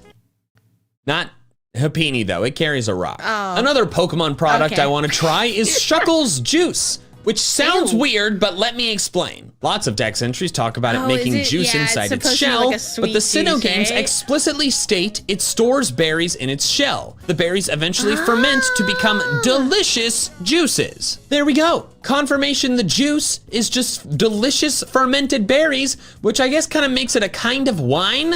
I'm not much of a wine guy, but if they say it's delicious, then it's gotta be. Next up are the pigs, since I like various forms of bacon, ham, and pork. Grumpig and Piloswine are the ones I'd go for, and these are the only ones. Tepig, Spoink, Swinub, and Lechonk are too small, while Pignite, Emboar, and Mamoswine seem too muscly and tough. Grumpig seems the most like a normal pig, albeit with psychic powers, and Piloswine's need to insulate itself from the cold means it likely has a lot of juicy, fatty meat. Piloswine bacon sounds incredible. I'm very sorry. John, AKA PM7, good friend of mine, loves Mamoswine. Mamoswine is my absolute favorite. I'm not eating the Mamoswine. Just the Piloswine. Venison is deer meat, something I have enjoyed before, but not had in a long. I've only had venison like 2-3 times in my life, but it's always been good. It's definitely a little gamey. Long time, but since I have enjoyed it, you can imagine I'd be down to try Stantler, Weirdeer, and Sawsbuck. Not Deerling though. I'm not gonna eat Bambi. Young. I'll eat his mom though. Another uncommon but not super unusual meat is bison, and it is very tasty. I highly recommend trying a bison burger if you go to a restaurant that offers it. Meaning in the Pokemon world, I'd likely enjoy a Buffalant burger. And probably Tauros too, though it's closer to a regular cow. Speaking of cows, I would eat Miltank. I would also suckle on Miltank's udders. That was a joke, but I would drink moo moo milk. Every day. Steak, burgers, tacos, you name it. With how pudgy it is, the whole thing has got to be Wagyu beef. Plus, I hate it, so I would get to enjoy both the flavor and its demise. I suppose I would drink its milk too. I'm sure it's quite good. I just feel a little more weird about that. Plus, it'd be less fun because it can provide milk without dying, and I want it to die. Haha! HSI, Grunted boy! Hey, man. What's that you got there? These are the new wireless gaming headphones from Raycon, the sponsor of today's video. I decided to add Pro Gamer to my resume, and these help me do it. They're super comfortable and sound incredible with 3 sound profiles, pure, balanced, and bass. The mic focuses on your voice and blocks out room noise too, and their HyperSync low latency technology makes sure you're hearing what you're seeing. Wow, those look great. I need to get a pair for my PC or console gaming at home. Home gaming isn't all they have to offer, though. Whoa, what the? Behold, the Raycon wireless gaming earbuds. These more compact earbuds are great for gaming anywhere, but especially on the go, like for mobile or portable Switch gaming. Both these and the gaming headphones pair seamlessly with the click of a button, and both are of course perfect for gaming and any listening at all, like music or podcasts. I use them to listen to classical music while I write my memoirs. They seem great, and I definitely want them, but we are glossing over the fact that you just did actual magic. Committing crimes. And what is this about classical music and memoirs? Becoming a pro gamer has given me powers and intellect beyond your plebeian understanding. Although, I can't seem to remember what grass is like. It's blue, right? I don't have time for this. Oh my God. Click the link in the description below or head to buyraycon.com/MandJTV to get 15% off your Raycon purchase, plus $20 off the gaming earbuds and $10 off the gaming headphones. Wait, how did I know to say that? I simply placed the words in your mind and compelled you to say them. It's what I call a pro gamer move. Ta-ta! Okay. So that's pork, venison, bison, beef. I've never really liked lamb, so I'm gonna skip the sheep. I love lamb. Of course, that's my favorite poultry. red meat. I did already cover Farfetch'd, which is really the only duck I'd eat, since Psyduck, Golduck, Ducklet, and Quaxley are either too small or are too far from a regular duck. As for chicken, shockingly, the only Pokemon equivalent I would eat is Combuskin. Torchic is too small, and Blaziken is too, human and on fire. But every Combuskin has two incredible looking drumsticks that I'm certain would pair excellently with buffalo sauce and ranch dressing. Then while I'm not technically sure it counts as poultry, but I feel like it's close enough, the next would be unpheasant. I've never had pheasant meat, but I know people eat it, so I'd be down to try it. Plus then I'd get to decrease the population of the dumbest regional bird, so I'd be doing the Pokemon world a service. Like I said, playfully morally gray. I think that's enough meat for now. Let's do some fruits and veggies. And fungus. Cherubi? Morlul and Shiinotic are the mushroom Pokemon I'd be most interested to try, assuming the chef ensures me it's safe to eat. I like mushrooms, and these two are the only mushroom Pokemon that aren't poison type, parasiting a bug, specifically have their spores described as so toxic they make trees wilt, or a kangaroo. Oddly enough, I have actually tried a small bit of kangaroo meat in the past. Yeah, I have too. Wasn't great. But maybe it just wasn't prepared well, I don't know. Petalil is a plant-based Pokemon that has consumption of part of it discussed a lot. It was just fine. It wasn't something I was like, oh my god, I need to have this now. Most of its dex entries discuss taking the leaves from its head, drying them, then boiling them to make a drink that is super bitter, but is an incredible counteractant to fatigue. It's top tier tea. Add some honey and milk to counteract the bitterness, and I'll swap out my morning coffee for a morning Petalil tea You know, I don't think I'd do that, but you know, maybe on the occasion. I'm just too addicted to coffee, I suppose. a heartbeat. I'll feel great all day. Also, they discuss how it can also be used as a bug repellent, which I think is a little weird that we can eat that, but like, hey, people do it. It must be safe. Now, for some fruit. Tropius's fruit is a no-brainer. Most of its dex entries talk about how people eat the delicious fruit growing from its neck, so that's an easy one. Another fruit Pokemon piece explicitly stated to be tasty is Cherubi's small ball. So it's no wonder Starly and Mikey alike try to peck it off. Cherim has similar cherry-like balls on its head, but since nothing discusses that those are edible, I'm more hesitant. Applin is simply inhabiting an apple, so once cleaned, I would of course eat a regular apple. No. However, the flavor of the apple determines whether it evolves into Flapple or Appletun, so I'd prefer to eat a sweet apple that would turn it into Appletun, which is actually the next Pokemon. The dex says the skin on its back is especially yummy. Children used to have it as a snack. I don't know if eating an Appleton's skin still counts as fruit, or if that moves into the meat category. But like, it's fused with an apple. It's gotta just be like fruit. And like the Appleton, I think is probably fine, right? Like it's chill with that. It does say the children used to do it. Maybe some Pokemon rights groups got involved and made that stop. It's probably nothing. Just, I'll try some Appleton skin, hand it to me. The next fruit is Bounsweet, but, and this is gonna sound weird, only its sweat. Although it's too sugary for human consumption, Bounsweet's sweat can be watered down into a juice with just the right amount of sweetness. If Bounsweet's not watered down sweat is too sweet for human consumption, I assume its body would be too. So just give me some of its watered down sweat and I'll have a delicious drink on a warm summer's day. Next is Snover's berries. I didn't know this until making this video, but apparently in the spring it grows berries with the texture of frozen treats around its belly. Gather some up, make a smoothie. Sounds awesome. The next plant-based one might require some convincing, but hear me out. Pumpkaboo and Gorgeist. I love pumpkin. Pumpkin spiced everything. I love pumpkin stuff. Pumpkin pies, pumpkin pancakes, pumpkin spiced lattes, pumpkin cheesecake, pumpkin pie ice cream, you name pumpkin followed by a food. Oh my gosh. I am currently like trying to cut back on my sugar, which is like, I feel like this is such a bad time of year to do that, but I gave in and I went to Baskin Robbins to buy their pumpkin like cheesecake ice cream, like a pint of it, and it's just sitting in my freezer, and I'm trying to tell myself, Poseidon, only one scoop a day, all right? Can't have more than that, and it's so good. I'm a pumpkin girly at heart, all right? It's so good. I'm probably gonna like it. Okay, not any food, like sweet treats preferably, like pumpkin and meat. I feel like that wouldn't mix. Like pumpkin salmon, So of course I'd have to eat the pumpkin Pokemon. Soup is good, now I though. know they're ghost type and transport spirits and sing joyfully as they observe the suffering of their prey. Minor stuff, but if we remove the ghost part, what's left is just pumpkin. Pumpkaboo's deck says the pumpkin body is inhabited by a spirit trapped in this world. We do a little seance, we have the spirit move on and finally be at peace, and then I get some peace too. Pieces of pumpkin pie. Assuming the departure of the spirit doesn't make the pumpkin instantly rot because the possession was what was keeping it from doing so.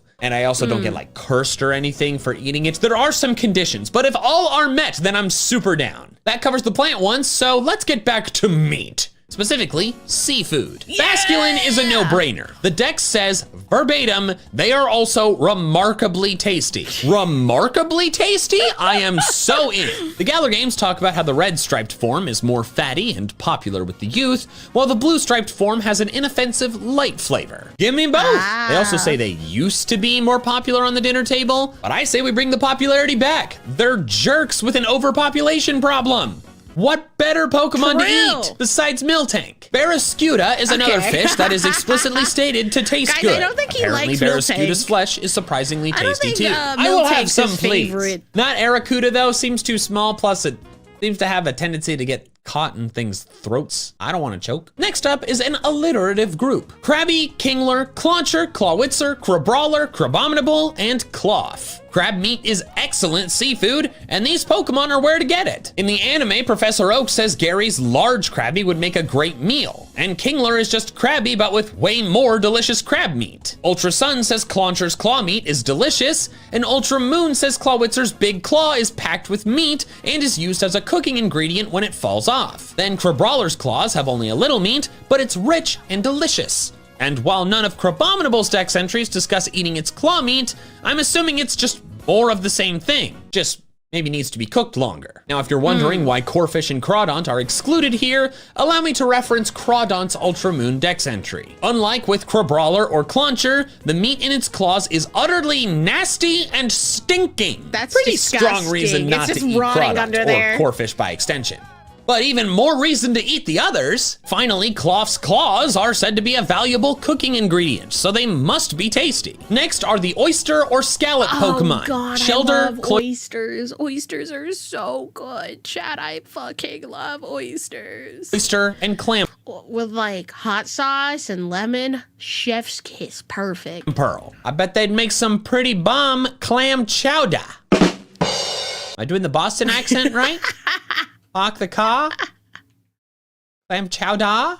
I wouldn't Or know. raw oysters. I'm not as into those, but I have eaten them. I think they're fine. Some people really like them. I'm more like, I'm it's one a of little those weird. It's people. all right. Also, I should probably mention that supposedly Cloyster's innards and like what's inside, like fully, have like never been seen. But if we Oh, found okay. out and it was good meat, which I feel like it would be, I'd eat it. Major scientific discovery. I'm like, fry it up and serve it to me on a That is true. Oysters are aphrodisiac, so. plate. Inkay and Malamar are not confined to the sea, but they're squids, and I love fried calamari. Change do one too. letter and add another, and you've got Malamari. I'm sure there won't be any weird Malamari. mind control side effects either. How's Malamar gonna mind control me if it's dead? I'm not a huge fan of eel meat, but I can enjoy it on some soup. It's good. I think unagi or like eel is a great like gateway sushi. That's how I got into sushi. My parents just kept feeding me unagi every time they went to go get sushi. Sushi. So therefore, It tastes like, I don't know how to describe it. It just tastes like soft chicken. I'd be down to try the at least somewhat eel-inspired Pokemon. Huntail, Gorbis, Electric, and Electros. Not Tynamo. Too tiny. Yo. Moving on from seafood, Rabombi's pollen puffs are apparently highly nutritious and sold as supplements, so I would take a multi-B vitamin. Oh gosh. And then finally we have some Pokemon Get it. that are just food with faces. Not Execute. I've finally come around. I understand it's seeds. They're not just eggs. Swirlix is just sentient cotton candy, and it looks a lot more edible than Vanillish. Slurpuff, which appears to just be more of a creature with cotton candy attached, and I don't want to mess with that. Lastly, Milcery and Alcremie are just cream and whipped cream. Like, I already use those things. Like, we use cream to make, like, cheese sauce in a pasta, whipped cream, put it on the pumpkin pie, and it like, I feel like you wouldn't have to do anything to make that work with these Pokemon. And that's every Pokemon I would eat. Let me know in the comments below if there's any that I missed that you think would be delicious. And thank you so much for watching. With an extra special thanks to my patrons over on Patreon who are helping support my channel independent of fluctuating YouTube ad rates. If you want to help support me in the same way, the link's in the description below. And if you want to check out some more of my fun Pokemon content, I recommend these videos here. But that is all I have for now. So until next time, big fans, gotta catch them all. Oh God, yeah, this is definitely a video of all time. I agreed with most of those takes. I think if I were to pick a Pokemon I'd eat first, definitely Kingler. I do love me some King Crab. All right, we're gonna watch one more. Yeah, he killed it with the dad jokes. Oh my goodness. Okay.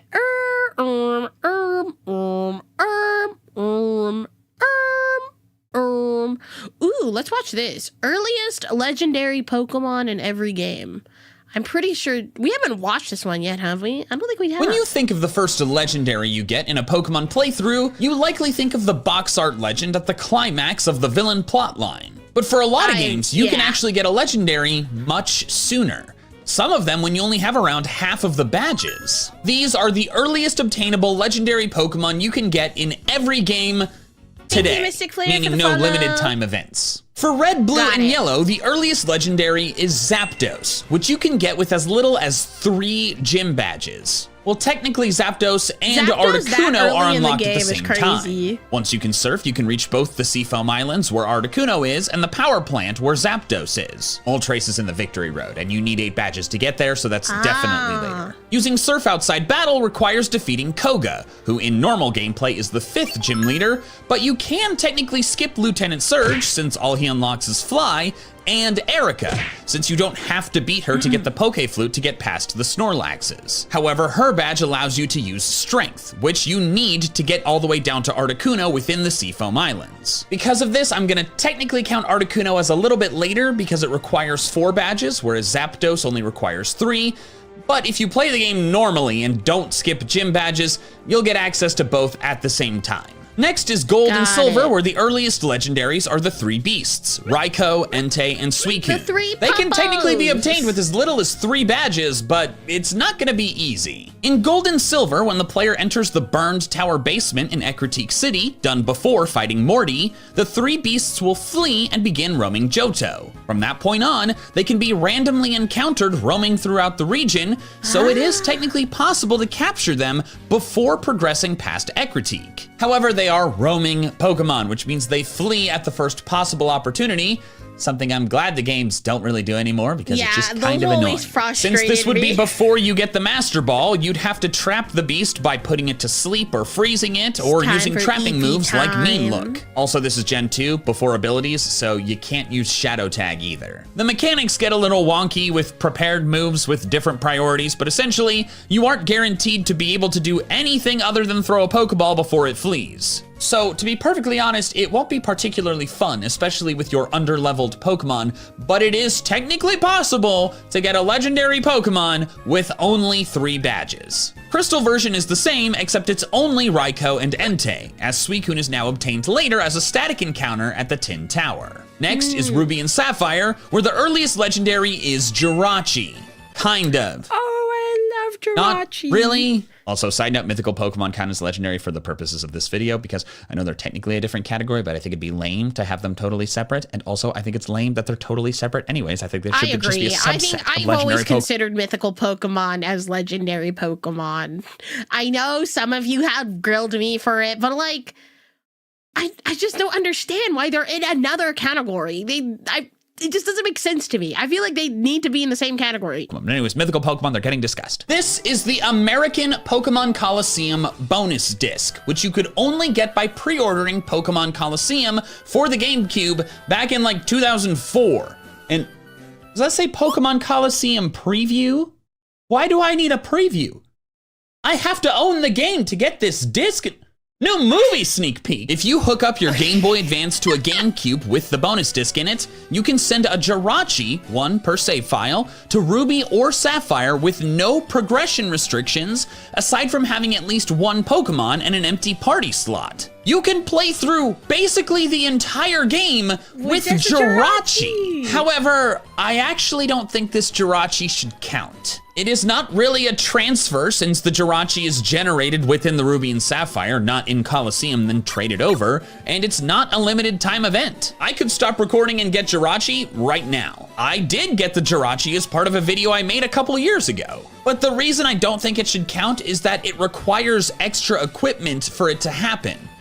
And it's not cheap. The bonus discs are quite expensive. Oh, I don't know what the Jesus, distribution service is, so ignore those. Just look for the discs themselves. And you need more than just the disc. You need a GameCube, a Game Boy Advance, and the connector wire. In 2024, I'm guessing few of you have those things. But don't also, have mine. It's only for English language Ruby and my cousin's GameCube. I've never actually owned one. Sapphire. This is not a worldwide event. With all these limitations, I don't think Jirachi should really count. Not everyone can get it, realistically. There will be a few more situations like this as we progress through the video, where you can get something early, technically, but it requires extra equipment to do so. I'll cover those examples for the sake of interesting information, but my true answers will always be legendaries that you can get with just the game and nothing else. So with that out of the way, what is the true earliest legendary in Ruby and Sapphire? What is it? Well, it's actually a little tricky to define. The options are the Reggie Trio or the box art legend for your game. But this is tricky because both are unlocked at the same section of the story because they both require dive. Dive can be used once you beat Tate and Liza in Moss Deep City, the 7th gym leaders. Technically, Brawley is skippable, so you could do this with only 6 badges. For the Reggies, you have to dive down to the sealed chamber on Route 134, west of Pacifilog, do the crazy things the Braille tells you to, then go to the various Reggie chambers and do the other strange tasks there. Groudon or Kyogre require you to battle through Team Magma or Aqua in the Seafloor Cavern, then make your way to Sootopolis to battle and catch the legend there within the Cave of Origin. So if their quests are unlocked at the same time, which legendary is earlier? Well, I'm saying the Reggies. Since the Seafloor Cavern stuff is part of the mandatory story, that means getting to Groudon or Kyogre progresses further through that story. Meanwhile, you can get the Reggies without progressing any mandatory story events, so they are the earliest legends. For Fire Red and Leaf Green, the answer is the same as their Gen 1 counterparts. Zapdos is the earliest, as it requires the fewest badges to get to. Moltres is a bit earlier than it used to be in the Sevi Islands instead of the Victory Road, but it's still later, so it doesn't really matter. For Emerald, it's the Reggie Trio yet again. Not only can the bonus disc not send Jirachi to Emerald, but you also cannot capture Rayquaza any sooner than Groudon or Kyogre in Ruby and Sapphire. And we already decided that the Reggies were before that. In Diamond and Pearl, the answer is a little boring. It's the box art legend, Dialga or Palkia. You capture them during the climactic battles. Everything else is after these two. I wanted my lake spirits early, I remember that. Atop Mount Coronet. The Lake Trio, Azelf, Uxie, and Mesprit can be caught before the 8th badge, but they're still after Dialga or Palkia. Platinum version is the same, but with Giratina in the Distortion world. Heart Gold and Soul Silver are the same as Crystal. Raikou and Entei start roaming before you have 4 badges, while Suicune is found later. In Black and White, the earliest legend is Cobalion. As soon as you gain the ability to surf from Alder at the entrance of Twist Mountain after your 6th badge, you can backtrack to Route 6, surf over to Mistralton Cave, strength your way through, and battle and catch the level 42 Cobalion. Fun fact, it's Cobalion specifically because you cannot access Virizion or Terrakion without first battling Cobalion. In Black 2 and White 2, the earliest legends were at one time the Therian forms of Thundurus, Tornadus, and Landorus, but they were external equipment ones. And it's only sort of possible today. You would obtain them in the 3DS game Pokemon Dream Radar, then send them to the mainline games immediately without any progression requirements. They even show up at level 5. But the 3DS Online is dead! If you downloaded Pokemon Dream Radar years ago, you could still get new Therian form Thundurus, Landorus, or Tornadus today.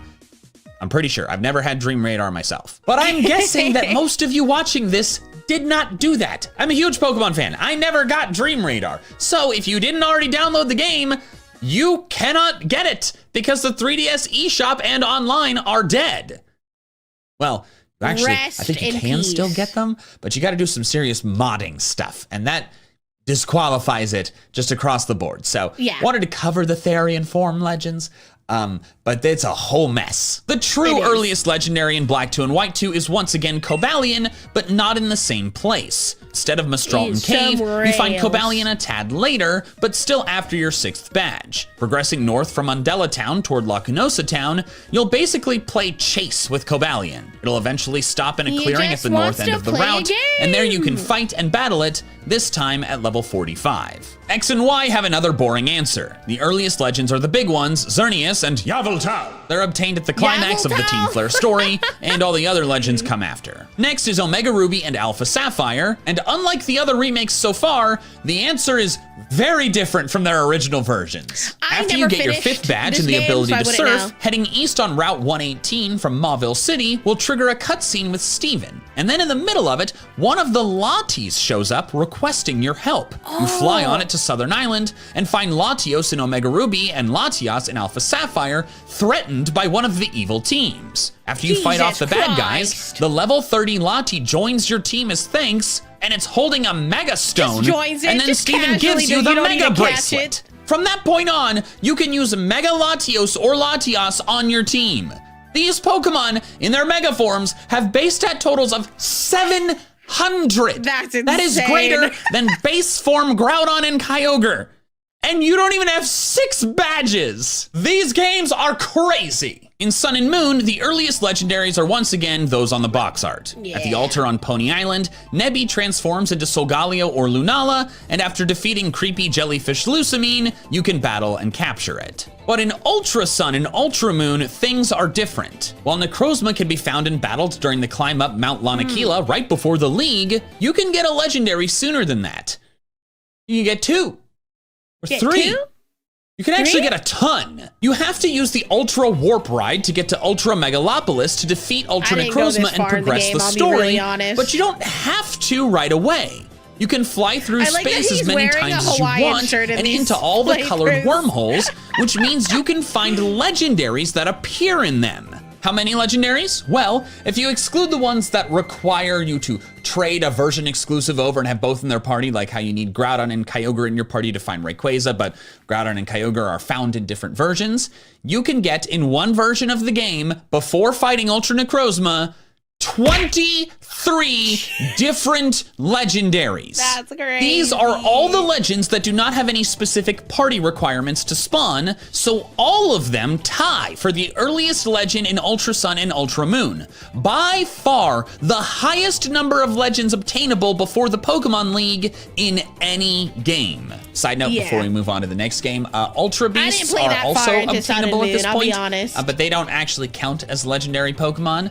They were coded as sub-legendary for a while, like until Gen 9 actually, they're not anymore. But in the official messaging, they were never claimed as legendary Pokemon. So it's more of like a weird quirk of the coding than like actual lore that they were ever considered legendary, which I agree with. There's like, you can get an infinite number of them. I'm like, not really legendary. I made a whole video about this years ago. Let's Go Pikachu and Eevee are much like Ruby and Sapphire. You can get a super early mythical Pokemon if you have the right external equipment. If you have the Pokeball Plus controller accessory thing, you can get Mew before your first badge. And in fact, I used Mew on my first playthrough team in Let's Go Pikachu. But this was actually evil. Like, the most anti-consumer BS Pokemon has ever done. I'm not exaggerating. A Pokeball Plus was $50. I bought it too. I have mine still. And it just... I used it for Pokemon Go. I didn't even use it to play the Let's Go game. I used it for Pokemon Go. Dispensed one Mew. Not one per save file of the mainline game, like the Jirachi bonus disc. One Mew in total. It was $50 for one Pokemon! You want a second Mew? So like you and your partner or your sibling can play through your own files with Mew? Screw you, buy another $50 Pokeball Plus, which they're on eBay. You can find them on eBay for less than the $50 they originally went for, because guess what? The Mews aren't on those freaking Pokeball Pluses anymore. It's not even a good accessory. It was a crap accessory. You're supposed to be able to like control the game with it and it would make noises and stuff. It sucked as a controller. You never knew which way to hold it. And like the Pokeballs went everywhere. I tried using it at first. I switched to the Joy-Cons immediately. Absolute crap, start to finish, anti-consumer garbage. Sorry. I think he's mad, guys. Actually, no, I'm not sorry. That's like one of the more justified rants I feel like I've ever had in one of my videos. So not sorry, but the bottom line is Mew definitely doesn't count. And I actually think it would be almost impossible to get that Mew today. So the true earliest legendary, it's Zapdos again. But it's actually more of a tie with Articuno this time. Since you don't need any specific gym badges to use the secret technique HM replacements, that means they're both accessible at the same point with the same number of gym badges, while Moltres and Mewtwo are still later. Next is Sword and Shield, which could also receive the Mew from the Pokeball Plus, but obviously, screw that. The earliest legendary is once again at the climax of the villain's story, if you can even call Chairman Rose a villain, but it's not the box art legends. Instead, it's Eternatus. Chairman Rose was an ass fucking villain. I still forget that he was like the bad guy. God damn. Which you were actually forced to catch as part of stopping the Darkest Day. That is, if you don't have the DLC. DLC's kind of fuzzy, because I'm saying, like, external equipment doesn't really count. Does the DLC count as external equipment? Because it is an additional purchase beyond the base game.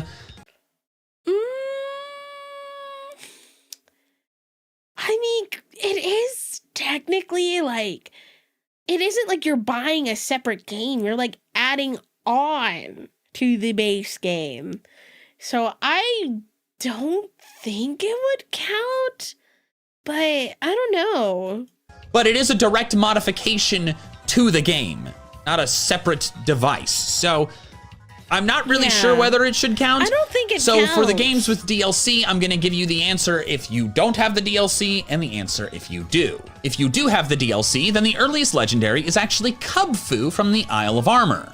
All you have to do is clear Mustard's 3 trials, culminating in a battle against Clara or Avery, whose team is only in the 20s if you haven't fought Eternatus yet, meaning it is winnable early in the game. Afterwards, Mustard gifts you Kubfu, which is a legendary Pokemon. It's obviously not a very good one, but you can realistically get it evolved with the Tower Quest at some point when it's in the 30s, so you can fully beat Sword and Shield with an Urshifu. Brilliant Diamond and Shining Pearl are other games that offer really early gift mythicals, but these ones are actually a lot more reasonable than the previously covered ones. If you have save data for Let's Go Pikachu or Eevee on your Switch, you can get a level 1 Mew in Floraroma Town before the second badge. In the same place, the person standing right next to him, you can get Jirachi if you have save data for Sword and Shield, this one coming at level 5. As I said, I feel these are far more reasonable because the external equipment are complete other games, so like you're getting your money's worth, unlike the Pokeball Plus. But other games are still technically external equipment. It's not just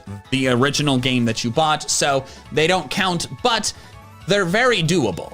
The true earliest legendaries are the same as they were in the original Diamond and Pearl. Dialga in Diamond and Palkia in Pearl at the summit of Mount Coronet. For Pokemon Legends Arceus, the earliest legendary is in fact not the Dialga or Palkia you catch as part of the main story, because you can get Fione or Manaphy first. As a reminder, mythicals count as legendaries for the purposes of this video, because again, I don't think they should be a separate category. The Sea's Legend request is unlocked as soon as you reach the Coronet Highlands for the first time, the 4th of the 5 areas. If you follow the steps of the quest, including putting a Mantike, Weasel, and Overquill in your party, you can encounter 3 level 35 Fione and 1 level 50 Manaphy inside the Seaside Hollow in the Cobalt Coastlands. Finally, Scarlet and Violet. While Koraidon or Miraidon join you basically immediately, they don't count since they can't battle yet. The true earliest legendary Not is until the end. kind of complicated. If you don't have the DLC, the earliest legends are the Treasures of Ruin. The only prerequisite to them is obtaining their stakes, but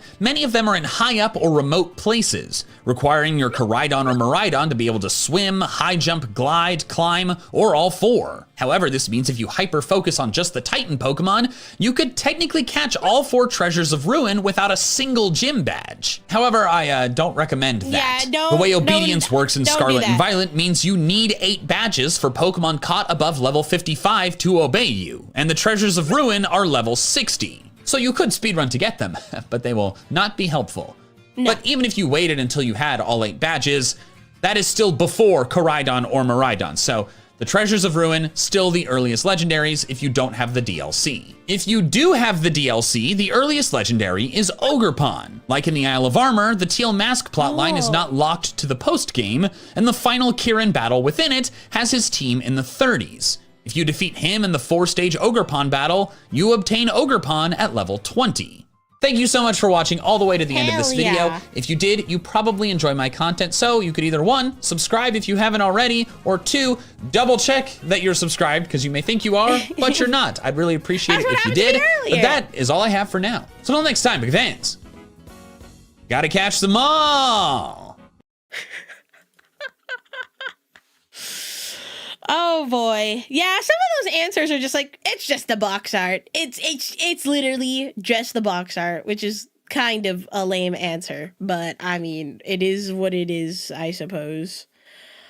But all right, gamers, I will be wrapping things up for the day. I do got some work I gotta do. But thank you guys so much for hanging out. There's a lot of YouTube peeps on the YouTube side. Thank you. Thank you for chilling with me while we watch some MandJTV. If you haven't done so yet, please go join my Discord server. That is the best way to know whenever I'm live, whenever I have schedule changes, anything and all the sorts. But yeah, go check out my new cover. Go follow me on all my socials. It's Poseidon Mythos on all socials. But yeah, thank you guys so much for hanging out with me today. I will be streaming tomorrow. We will be doing our Legends Arceus, our Legends Arceus stream tomorrow. So that'll be happening. I don't think we'll finish the game tomorrow, but I think we can get pretty darn close if I don't get distracted. If I don't get distracted. So yeah, okay, I will send you guys off. Thank you guys so much for hanging out with me today, and I will see you all next time. Bye bye.